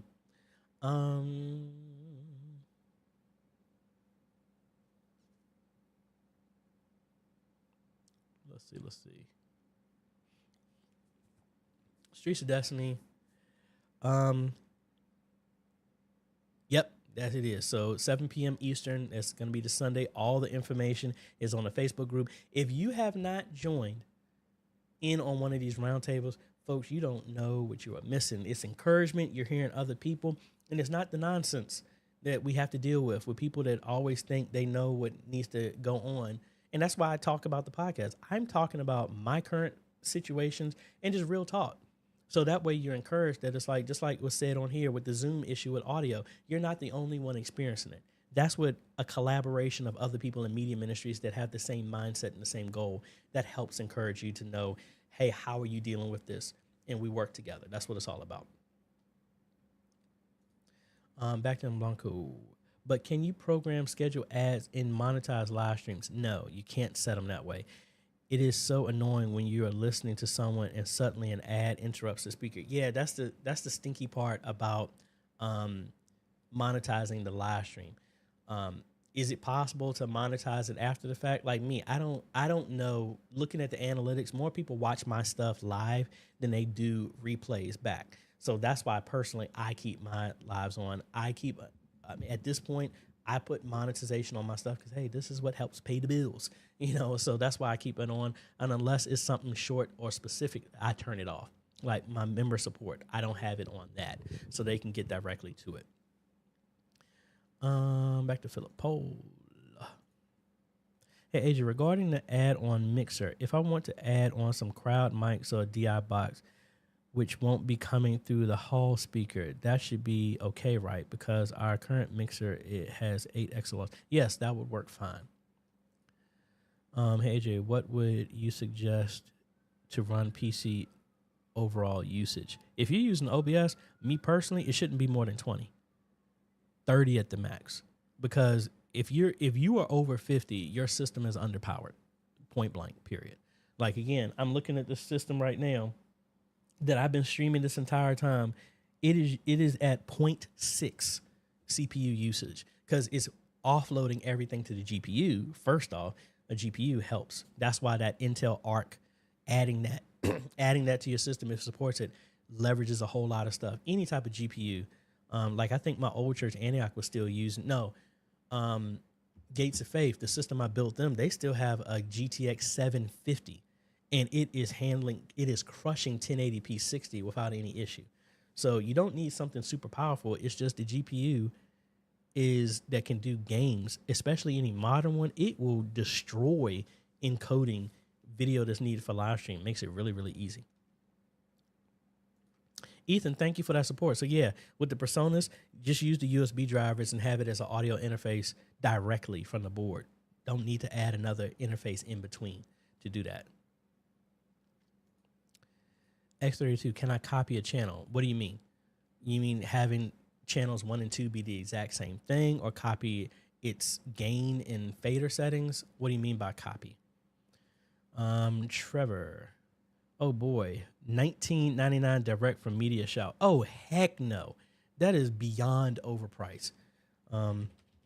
See, this is the reason why I go through and show you these builds. And I'm very transparent with the systems. And let you know, let me actually do another shameless plug here. It's not shameless. I just do it because I do this stuff to try and help y'all. So if I go here, and I've built quite a few. I have one dedicated right here. So this is a streaming PC that we build. Like I said, actually I'm using a Ryzen 7 5700G, 16 gigs of memory, 1 terabyte SSD, and then we can upgrade the GPU if you wanted to support multiple outputs, your operating system of choice, adding extra hard drives, changing the case color. And like if I went all out, Pro, add an 8 terabyte, and typically a white case would be more, we're at $1,600, and that's still less than, let me see. Oh my gosh. This stuff is funny. See, this is ridiculous. And an Intel i3 is beyond underpowered. A GTX 1050, that card is about 4 generations behind. That is ridiculous to charge that amount for that. Beyond, and that's a 1 terabyte drive and a 256 gigabyte SSD. Like let me show y'all.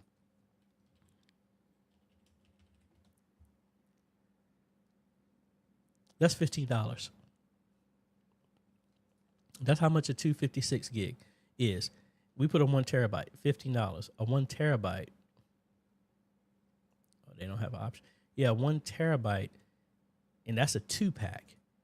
I don't think it has a 1-pack. Yeah, a 1 terabyte is double that price.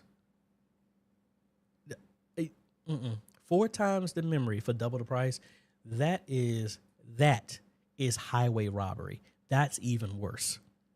So let's look at that. Let's look at the breakdown of that processor. I want to see the cores, all this other stuff about that. So that is Intel i7 has 6 cores with 12 threads. So let's look at a Ryzen 5700. Wait a minute. Let's do what's that link? That's a CPU compare. And CPU.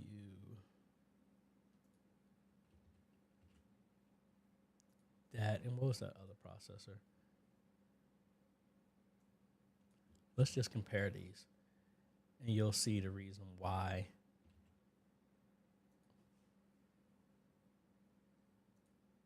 All these stupid ads, get out of here. All right, so this has 6 cores. This one has 8. This one is at 4.8 gigs. This is at 4.6. It's unlocked. This one isn't. What else? Come on, get out of here. I don't like this comparison app. It was another one that I normally used.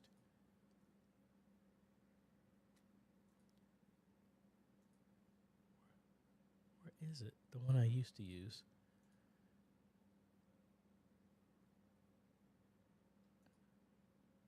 That wasn't, I hate it. This wasn't the one I used to use. It actually used to be a lot simpler. Oh well. I can't even find the one. But honestly, it's like you getting, can I back up to where I was? I lost where I was at. But yeah, that's, You're getting this, but you're going to get more power. And then that GPU is old. And then the other one gets way more outputs. And with that only supports 3 outputs. The other one we were talking about supports 4. You get way more power as well too. And they're talking about includes a pro license. And again, we're talking about a 1 terabyte and a 8 terabyte, and it's still less than that. That's ridiculous. So I'll put that out there. If you're interested, we build them, we ship them, and we roll. So custom presentation PCs. And I've had a bunch of ministries get them, which I'm very thankful for. But hey, we're here to help you get some stuff. And it doesn't, also, my systems don't have any bloatware. It has exactly the stuff that you want on there. But Trevor, part 2, sorry for that tangent. Personally recommended a Mac and free version of Worship Tools Presenter, but we have been tasked with PC and MediaShot upgrade as that's the way it's been. Understand. Thank you, Dean, for that. Yeah, I knew they had it. It was a Decklink IP that sends that card. Thank you for that. So let me come back over here.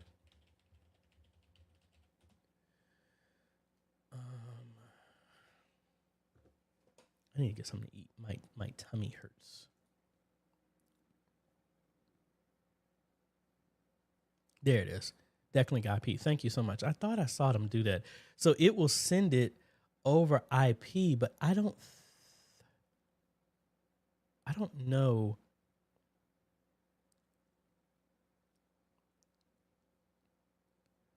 I don't know how that's received.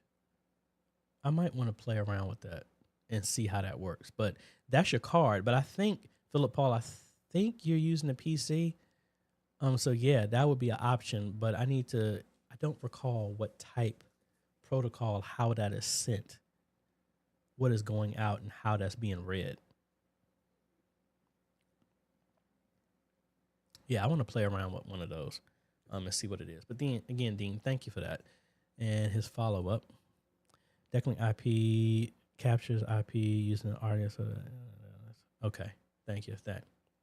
So again, this is everybody. I'm catching up now where everybody's putting a letter in the chat if you checked out the podcast. Again, This is one of those things, folks. You got to reach out and touch other people where they're at. Jesus did not tell everybody to come to his church, to his 4-building church. He didn't tell people to come when he was preaching off of a boat, off of the water. He met people where they were at and preached.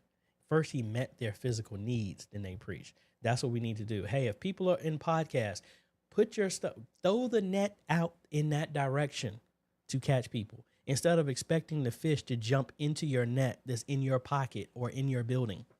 We have an opportunity to reach out and touch other folks. Rhonda, thank you so much. And that was the whole point. We talk about it. Steve, actually, let's just watch it. Lots of issues we all have. Yep. Ty said he's watched it. Hey, Ty, what's going on? Mr. Clarence, yep. Reach out and touch. Steven, I'm encouraged to hear what others are dealing with, similar issues, and hearing solutions I haven't thought about. And I think that is that's the P for podcast, as well as the roundtable as well. Darius, the same way. Love the transparency, dealing with the issues that need to be addressed. Steve was saying, I really like the podcast. It encourages me and gives me insight on how to grow our media ministry. Philip Paul, the same way. Again, this is not just from me. That's what all of y'all have an advantage to. Ministers, pastors, if you are on here, that is another way for you to meet people. It does not matter if you only have one person that is listening. That is one soul. Just like we always talk about. If Jesus would have still died on the cross for all of us, if it was just one person, he still would have done it. So if he can do that, why not do a podcast even if it's only reaching one person?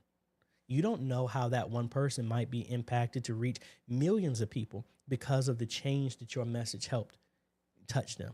That's why it's important. That's why I'm encouraging all of y'all. It doesn't care about the numbers. Stop getting off of, I don't have thousands of people watching. I'm real transparent. Do I want 100,000 subscribers? Do I want 1 million subscribers? You're darn tootin'. I want that. Not just for, hey, my income increases. Because my income increases, it helps me give back. I'm able to do more. I'm able to not have to do as much as I do. It allows me to have income so I can hire more people. So it's not me running around doing everything. I want to offload the editing to somebody else. I want to hire somebody, but I want to make sure when I hire them, I can pay them effectively. So that's why I want to give a big shout out. Thank you, Dee, so much for your continued work. Dee has been with me for 2 years. And I just really appreciate all the stuff. I want to bring in, all right, we're getting more transparent now. What's the goal? Why do I do what I do here? The goal, there's many faceted. So I'm going to give you AJ's master plan on why I do what I do. The goal for me is first to educate ministries to reach more people. The more people that watch, the more influence that I get in YouTube, that I can now go to these companies and instead of spending millions of dollars on advertising, they can pay me a much smaller amount. But because I've won y'all's trust, I can vet their stuff and present it to y'all so y'all know exactly what y'all can use instead of getting ripped off. It's a win-win scenario. More money comes to me that allows me to buy more stuff, to help give more people, to reach more ministries. The influence goes up. We reach more people. The ad revenue goes up. Business from doing installs reaches up. More ad revenue goes up. So now we have more influence. All the products that they give, I don't keep, except for a few of them I keep, like the camera right here, the BZB gear. I keep that stuff, but most of the time we donate that stuff to other ministries where they can't do anything. We do giveaways to provide this equipment to more people. See, it's cyclical. And I'm going to give you the grand scheme. I've told people about this on the roundtable. The dream that I have is to be picked up in a series on YouTube or on HGTV to where it's called Bless This House. I got that name from Mike, to where instead of going and renovating houses, I want to go buy foreclosed churches, completely renovate them with sponsorships from other companies, put high-tech in equipment. My company is able to buy the entire church, so there is no mortgage, and to bless the ministry that got foreclosed with the same church, but now they don't have to pay anything and everything is fully done. That is my dream for my business, to do stuff like that, to reach and impact people. Also, to buy a new house that actually is also a remodeled church. So I have a full sanctuary that I can go downstairs and show how this stuff actually works. And then on the Sundays that I'm not there, I rent that out to another church or make it available so they don't have to worry about a building. They can come to the sanctuary that is my studio for my YouTube channel and my business. So people, churches can come to me and come to the studio, the sanctuary, and see the equipment in the church, get their hands on it, touch it, do all this other stuff. That is the grand mission that I have. And I've shared this, that it's so much stuff as God has given me that honestly, it gets overwhelming, that I'm like, God, how in the world am I supposed to accomplish all this stuff that you gave me? I know you're not teasing me with it, and I'm not trying to get emotional or nothing like that, but I mean, this is the stuff that people thought I was crazy about, because they're like, I've never heard this before. And this is what I want to do with this. Not just to, oh, I got this, now I can buy a Lamborghini and all that. No. It ain't about that. It's like, when I talked to my dad, I used to, when I was reading the Bible, I always used to say, Dad, Solomon, David, all these people, Lot, Abraham, God blessed them with so much. How come I don't see Christians with the right mindset being blessed like that? And I was like, what's the scripture say? If no one else, send me. You know, that's the reason I give back. Could I easily not give this money and buy this other stuff that bless other ministries? I could. Like, I'm shameless plug. A lot of the installs that I do, I come in behind ministry other companies, and I'm 1/4 of what they're doing. So from a business perspective, could I charge 3 times more and still be cheaper than everybody else? Yeah, I could. But I was told not to advertise and to help. And God has sustained me through that entire time. So that's my vision. So I gave you my master plan. That's the reason why I do what I do. And again, everybody doesn't understand that, but this is my calling. And that's the reason why I want to get more influence, so that we actually have, and that's why I always encourage all of y'all, Anthony, Brandon, all of y'all that have Reverend Art, to start businesses, because we need more Christian business owners that have the income so we can actually make change. So that we don't have to have a lot of people going through banks, and we can be financiers of the kingdom to help them. That's my goal. So yeah, I got real transparent. I told y'all that's my plan. Cares of the Covenant, jumping back. You've been hitting the nail on the head. Yeah, I want to help out Bishop. AJ, what is your take on X5 in-ears, and would you recommend them for churches? Yes, actually, I used them for our praise team. They haven't used them in a while. We're having a meeting, a mock service meeting on the 15th of this month to get everybody back into using in-ear monitors and get rid of all of these mics, speakers, so that we can rein in our sound. Because it's hard. Like, I'm saying this as a musician. It is easier for y'all musicians to turn the daggone volume down than it is for a bunch of volunteers to become audio engineers and completely master all this stuff. And it's a harmonious relationship that we work together. So yes, I've used them, and you just got to give it time for people to use them, to get comfortable with them. She's Destiny Pastor was making the same suggestion, talking about the podcast. William, I became the lead in the booth at the church because the last guy just left with little warning. TMB has been very helpful. The media booth has been very helpful in learning to lead and seeing how you have team meetings. Really appreciate it. Also, kind of like the jump to recipe button. I don't want to read about your tour through France to find that perfect grape. Exactly. Amazing AJ Rant channel. No, this is it. I mean, again, folks, just as a Christian, I got tired of everybody always talking about have faith, have faith, have faith. How about you tell me how? You know, a guide, not just talking. And again, I have no proof of this. This is what I personally feel. I like a lot of people don't talk about the how-to, the mindset and the how-to, because most of them don't know. That's just me. That's the reason why I'm very transparent. I show you how I put this stuff together because I'm learning it. And I think a lot of that is needed. from a ministry standpoint. No one cares about you. I gotta be careful how I say that. I went into a rant, but nobody cares about you saying that God's gonna fix this marriage and stuff like that from a highly spiritual level. We understand that, but a lot of people need boots on the ground. How do we do this? Like, for example, one thing it says, keep your mind stayed on this, meditate on this daily. What's the purpose of that? Take a scripture that you're going through, that you're dealing with an issue. And it says, like me recently, one of the things I constantly go through is like, cast down all evil imaginations and have them subjugated to the name of Christ. And I know I'm paraphrasing it, but what does that mean? That means that anything that comes in my mind that's contrary to God's word is I throw the word back to it. It's like, every knee shall bow and every tongue shall confess that Jesus Christ is Lord. I will go through that and put it down. And that's what I keep in my mind. Why does that work? Because it is making you think about what you're thinking about. That is not just scripture. That is taking scripture and putting feet to it and actually working it out. And how do you apply it in your day-to-day life? And it's just like I'm working, it says, for me, again, getting transparent, it says like, cast your cares on him because he cares for you. That means, God, I do not know how this is going to work out, but you said you are not a man that you should lie. Let me put this on you.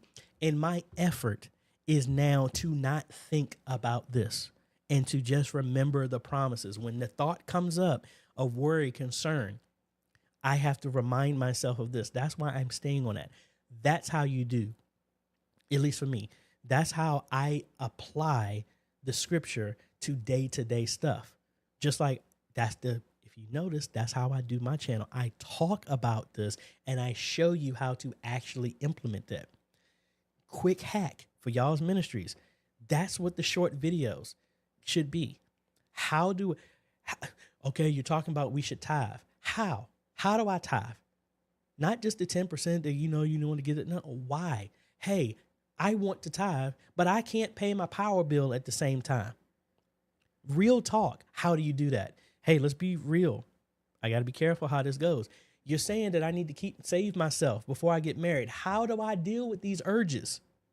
Talk about that. Be specific. That's what the body of Christ needs. Not just some holy roller just talking in the cloud stuff. That's the reason why you're talking about the microwave mentality. You can search Google for anything. But why is it when we search for stuff at our church, we give all this pomp and circumstance instead of getting to the point? Or as you said, I want to jump directly to the recipe. So anyway, y'all got me fired up on here. Let me jump here.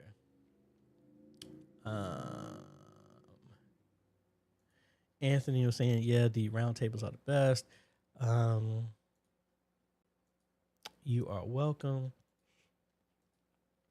AJ, have you given the Intel Arc a try? Yeah, you missed that. That's actually what's streaming to my website right now on the server right here on the floor.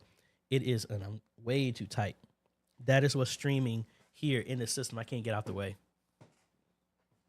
I am running the Intel Arc 380 in that right now, and that's what's going to the website. Really working very good, I must say. System now, it went up to 1.6. Now it's back down to 0.9 of CPU usage. So doing very, very well. Talk about God. Exactly. Also thinking churches don't have people who know better is insulting. Yeah, exactly. That's why I had one says, I mean, the nice way is like play your field or stay in your lane. Or nice way I say, mind your own business. You got other work. If you busy working on you ain't. It's a full-time job working on you. Why are you taking a half-time, part-time job trying to fix me and everybody else? If you working on your full-time job, you ain't got time.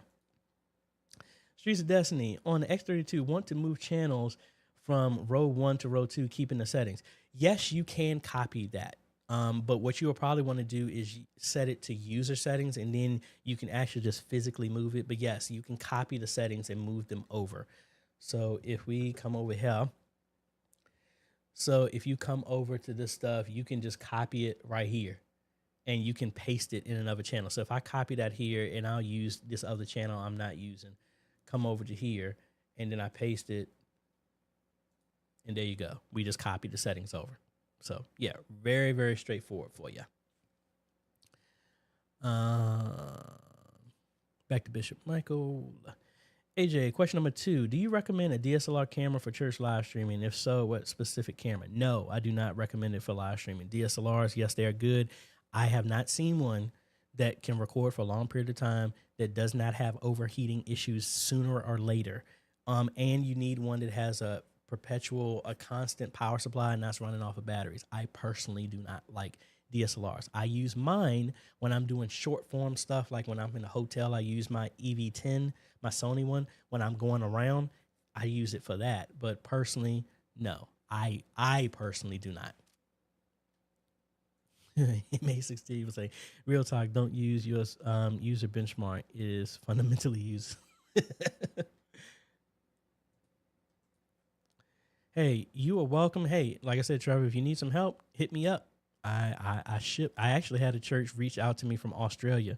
I really wanted to build one, but man, the shipping was crazy. It was cheaper for me to take the computer on a flight with me. I fly there and hand install it than it was for me to ship it. It was crazy. Also MA16. Also I get not everyone. Hold on one second. Hey, let me call you back. I'm doing a live stream right now. Okay. All right. Also, I get not everyone is comfortable building a PC. That's cool. I'm okay with $150 to $300 or so markup, but $2,000 for an i3. Anything is. I'm stepping back. That makes me mad. Hey, it does too. When you build this stuff and you realize how people are getting ripped off, yeah, it's crazy. Hey, AJ, a 500 gig SSD, how long can I record on the A10 Mini Pro? For that, it's maybe 100 and some hours if you use regular high streaming settings on the A10. Anthony, is Ryzen 7 5700G good for streaming? Yes, that's what I have at Signs and Wonders, and it is rock solid. More cores than the original AMD Ryzen 3 2200G.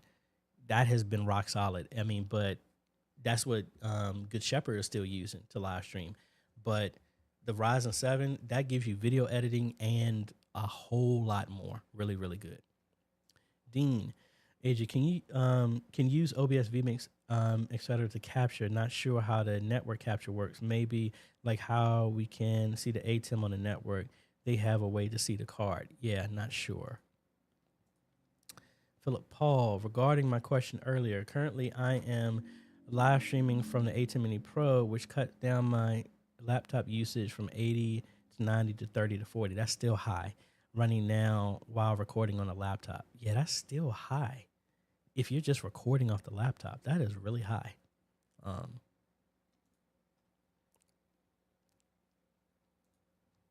Mike, bless his house, bring it on. Hey, that's the goal.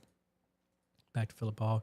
We have an old PC running, which is running remote desktop and Facebook and ATEM software, able to have one input only on the PC. Okay. Grant has a video on the support page talking about the deck link. Okay, cool. I will check that out. Preach, Doc.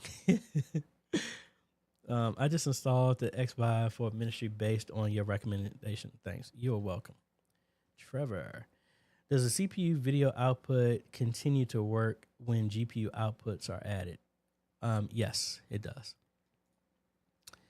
Derek, good afternoon, brother AJ. What benefit would an A10 be for our church? We're running 2 IP PTZ cameras and a single 4K TV. I mean, it would benefit you. Well, I mean, you would have to connect those cameras directly to the ATEM, and then you're not leveraging network traffic, and you'll have a direct feed coming into the ATEM, and then whatever is streaming, the ATEM could live stream. Me personally, in your setup, I don't recommend an A10 Mini Pro to anybody from a church. I always do the Mini Extreme because it sets you up for another 6 inputs. You have an output for multi-view, and you have an output that goes to your TV, and it sets you up in the future 2 USB outs, one for recording, one for going to your computer. The ATEM can live stream itself. I honestly, I think it's an essential tool, really, for a ministry. Rhonda, easier for the musicians with electronic instruments to control volume. What about the drummer? The drummer needs to have control. That's what I think. Like when I was in marching band, I remember I would see people go like this, and the drum instructor was like, if you get this high, that's not control. You're supposed to be right here. You don't need to just go all in and go ham on the stuff. Like, it's control. I always tell musicians, choirs, y'all can sabotage and hold the entire church hostage because you have an amp that nobody can control. Like I used to, and I don't care if he hears it because I said it to his face. I had a guitar player at my old church that refused to plug into the system, so no one could hear him on the stream. But he was in the front row just blasting everybody's eardrums out, just drowning out everybody because he wanted to be daggone Jimi Hendrix and solo the entire time.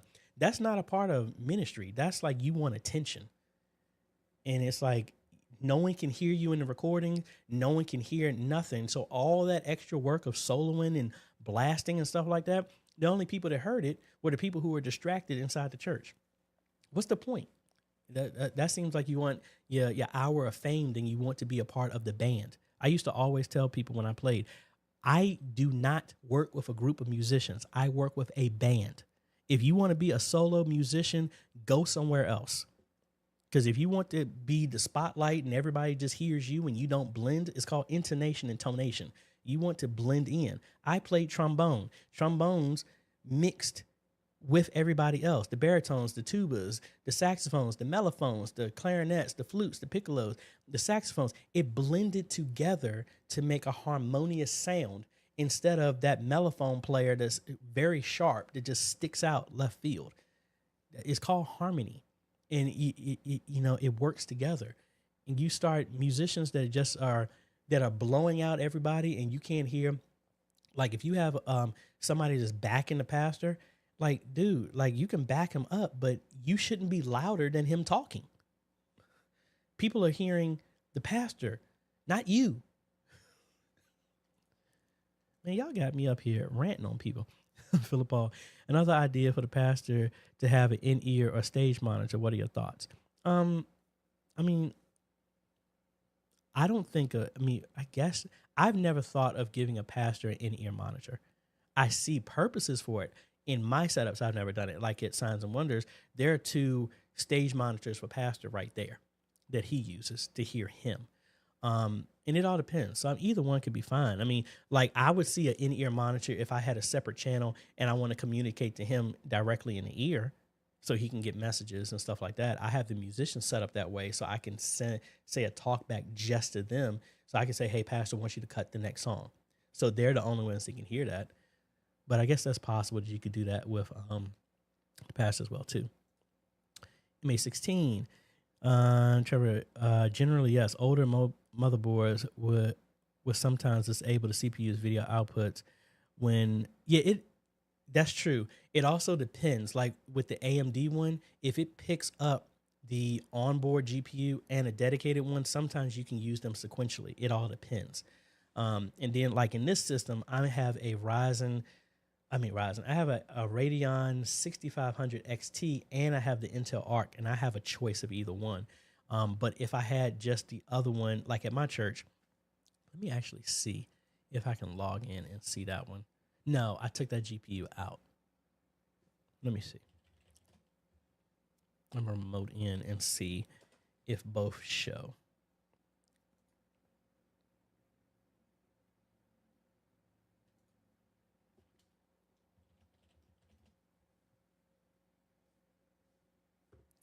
All right, so let me do this later. Do I have OBS on this? Yes, I do.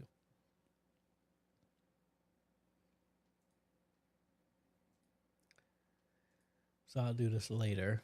This is our presentation system.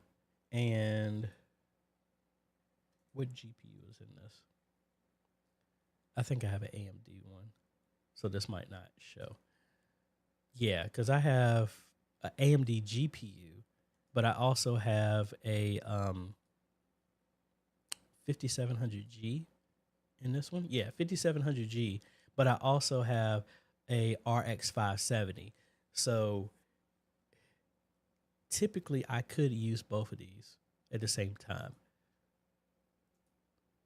But yeah, I have to play around with some more stuff. It used to be an option, so I'm not 100% sure. And I might have to cut my time a little bit short because I need to call somebody back. Call me from my church. I don't know what that was entail. Thank you again. Back to Derek. What do you suggest for in-ear monitors? Their musicians are killing my audio in the sanctuary. The X Vive works. What's your sound? I mean, that could be paired with anything. Honestly, the P16s can be paired as well. You just need another device that will hook into them, and that sends everything over Ethernet. Bishop, man, you better stop. That's what Fatima kept telling me. She came when I was there in New York. They're talking about like, yeah, AJ's a doctor now. He's gonna start preaching. No. I was not called to that. Could that change? Yeah, but I have not been called to that. So y'all better stop. Don't be saying that on me. Yes, I've been Rhonda saying, oh no, this is to Rhonda from Pillar Paul. I got you. Back to Bishop. Thank you. Somebody recommended one, but I didn't feel it. Yeah. Willie was saying yes for checking out the podcast.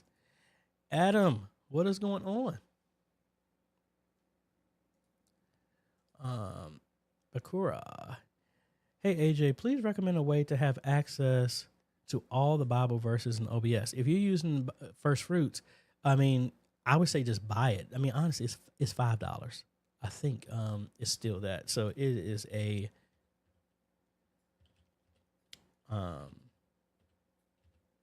very good way to support them. Ooh, excuse me. Let's see. Could we go over here? Yeah, find that. What is the... Yeah, the coffee version. Oh, they've moved it up to 24. Oh, no, this is a donation. And they say it's a minimum of that. Hey, it's worth it. Honestly, it's worth it. And that gives you access to all of them. For streaming, more cores and threads is more better. Absolutely.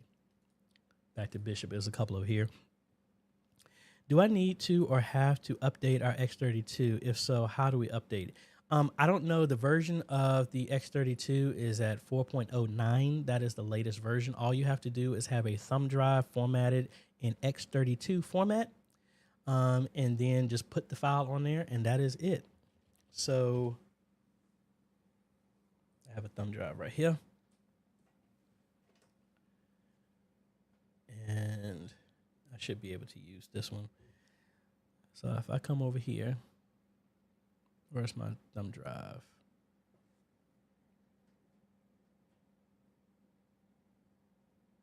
I don't know why it's not showing. Come on now.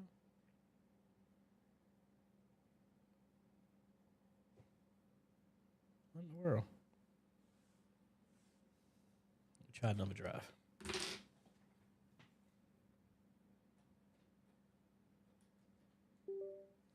That one showed. So like, I'll do this one because it doesn't matter. So I get this drive, plug it in, right click, format, change it from X32. That's for exFAT. That's for more bigger drives. But this one actually won't let me do it. I need to do it in X32. FAT32, excuse me. So I have an Essentials. Where is it at?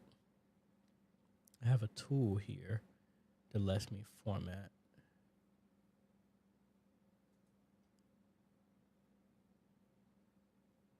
I thought I did. Let's see if we can find one.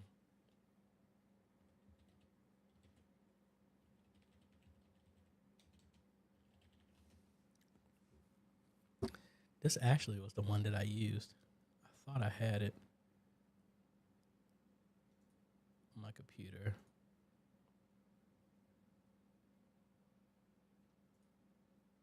This is the one I had. Where's it at? Let me download it.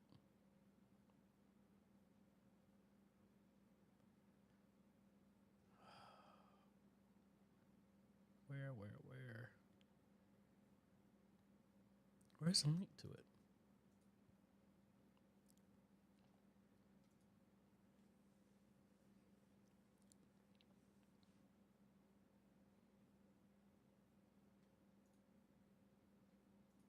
Let me download that real quick. Put this in my essential stuff because these are tools that I use all the time.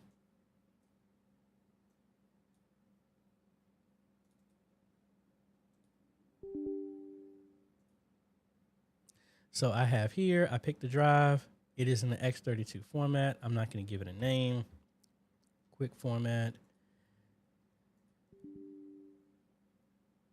Be used by another process. What is it being used by? All right, let's run it as an administrator. And erase.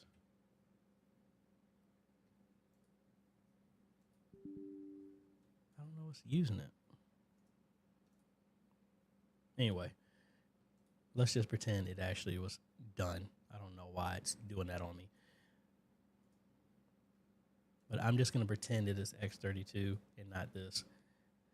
Let's format it this way. All right, so my format is done. I would have my drive. It doesn't matter where you place the file, but it just has to be the right format. We come to downloads, and I actually might do this on mine. Yeah. Let me actually format mine because I'll just do it on mine. We come over here to our mixers on, this is Behringer's site.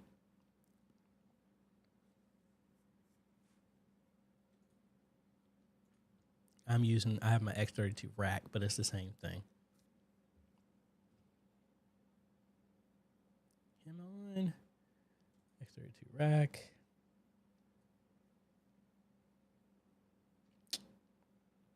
It's taking way too long just to update this file. I actually already have this on a drive. Oh, it's upstairs. That's the one I actually did when I did it there. So we download this. Take that file that it comes in right here, and we're just going to put it on our drive. And then I plug this into the USB on the X32, go through firmware setup, and then it's not going to see it because it's not the right format. I just pick it, and that's just do an update. That's pretty much it. Also, Bishop wants to know, should we update our A10 Mini Pro to Extreme? Yes. Yes. Set you up in the future. So we're going to be winding it down here in a little bit. I'm going to power through here. Francis, I saw your comments. I completely forgot about it because I had to do my stream again. So if you're here, please ask your question again. I lost all those comments from the live stream. I had to end here. Adam, I use a Panasonic GH5 and a G7 to record in our stream for our service. I haven't had overheating issues, not even while outside in the summer. That's awesome. I know the Lumix ones are really good. Now, how long are you going for? Do you have a plug-in power supply, or are you going off a battery? So again, Francis, why is that not popping up? There it goes. If you use your GPU, it normally disables the onboard graphics, but you can re-enable it in the BIOS. Yeah, there are a couple of settings that let you, AMD ones I know, it can show both. So yes, it disables it for video output, but it was back when it used to have, what's that, where you used to put two NVIDIA ones and link them together, SMT, I forgot the term. We haven't used it in so long, where you could link multiple GPUs together. But it was a setting that lets you do that. Back to Adam. We use an A10 Mini Pro as well, and Extreme would be more convenient for sure. They didn't have the Extreme when I started. Yeah, same way. I upgraded through mine. Fingers here. Today's drummers tend to be all about the show. Yeah. The First Lady T, AJ, what is a good camera for content creation? I like the Sony.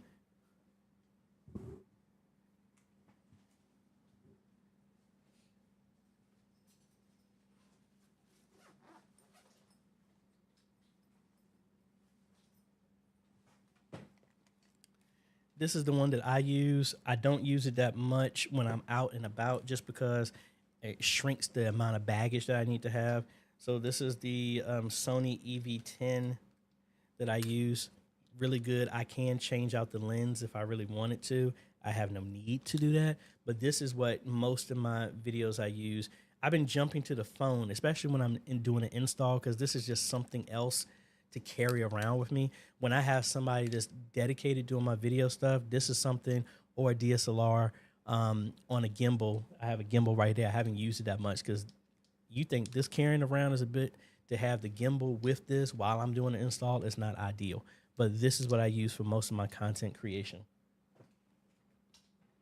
The Sony EV10, very, very good camera.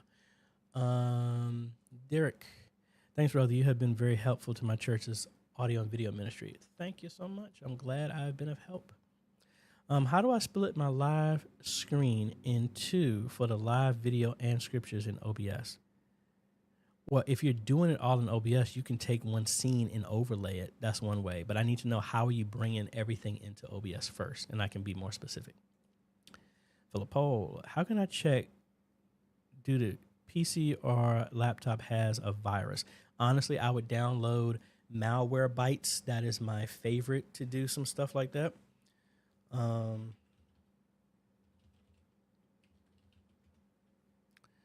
I would get something like this. It's a standalone one that you can just download the scan. It will try and do some antivirus, but I don't do it that. I just run that, and it will scan your stuff.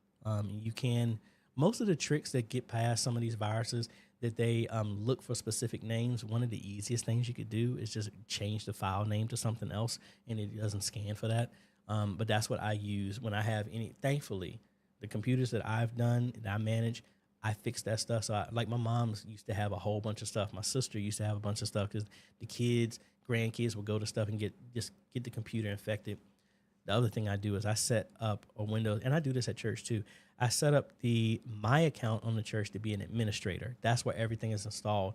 And then the user account that everybody else uses is a standard one that does not have permissions to install. So if they try and do anything, it can't install anything without an administrative password to install it. That's one easy way to get around that stuff. So we're going to pile through these last couple of comments, and we're going to be shutting it down here. AJ, I bought the license to First Fruits, but they don't have all the Bible verses with the coffee version, and it gets tricky doing service. Any alternatives? I would check out Presenter by Worship Tools. And then I have a bunch of the Bibles on the website that are XML that are free for you to actually download and install. That's what I personally would use. So if I come back over here, go to the website, AJaytheCEO.com, go to digital. You can go to Bibles, and all of these are free that you can download. We have a bunch of translations. Some of them are in different languages. You download them and you import them into Presenter, and you're good to go.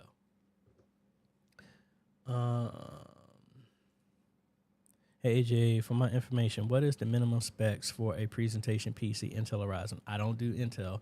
Ryzen, if you're doing nothing but presentation, I haven't seen a Ryzen 3, so everything is like a Ryzen 5. So I wouldn't go any lower than a Ryzen 5 5600G that gives you a GPU on it, and that would give you 2 outs. If you need more than that, then you might want to look at like the new DS H3 motherboard by Gigabyte. Has 3 outputs, DisplayPort, HDMI, and DVI. But if you need something else, I would still go with that processor and then throw a graphics card if you need more outputs. 16 gigs minimum, megabyte SLI. Thank you, MA16. AMD had a software version that supports that. That's how I use that. But Crossfire, that's what it was called. 16 gigabytes of memory for Windows minimum. Don't go anything less than that. I just was speccing out a computer for somebody. It was 64 gigs of memory was $75, 3600 speed, very cheap. I would do that. Francis says, hey, AJ, I was clarifying on the video switcher I mentioned last week. Yeah, I got you. I remember that. Thank you. Back to Adam. We have a plug-in power supply for both cameras. Record through. Yeah, so that's one thing. So that's good. Back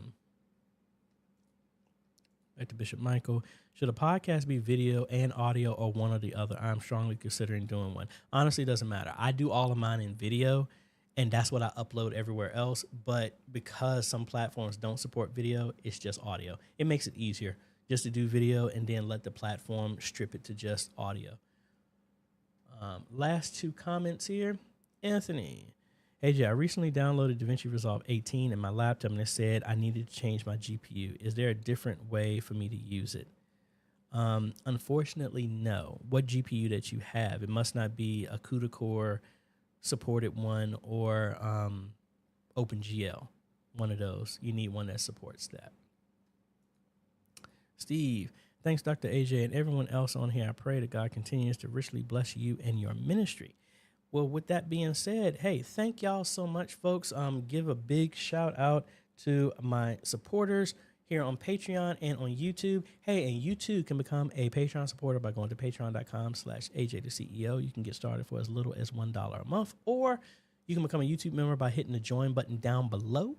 And I would really appreciate that. Hey, we do other stuff. You get entered into our giveaways twice automatically. You get discounts on any of the stuff on the website, as well as different tiers. You get access to a free consultation with me every month, and also roundtables and all the other good stuff like that. Working on getting some more stuff as well too. But hey, if no one has ever told you, thank you for what you're doing. We would not be able to do this if it wasn't for you. Yeah, I know you're not a part of my ministry, but guess what? You are part of the body of Christ, and what you're doing is essential for all of us.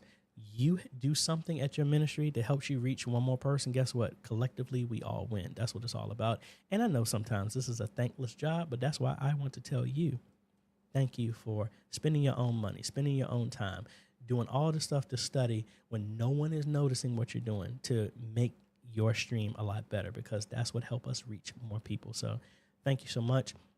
Y'all all have a good day, evening, afternoon, wherever you is. Remember that we'll be in Boston all week up until the 12th, and then I'm going to be out of Dodge for about until the 15th. I'll be back, and then we're going to be back on the road again. We're going to be running hard this entire month and going forward. So thank y'all so much, folks. Love y'all, and we'll be catching y'all on the next video. Later.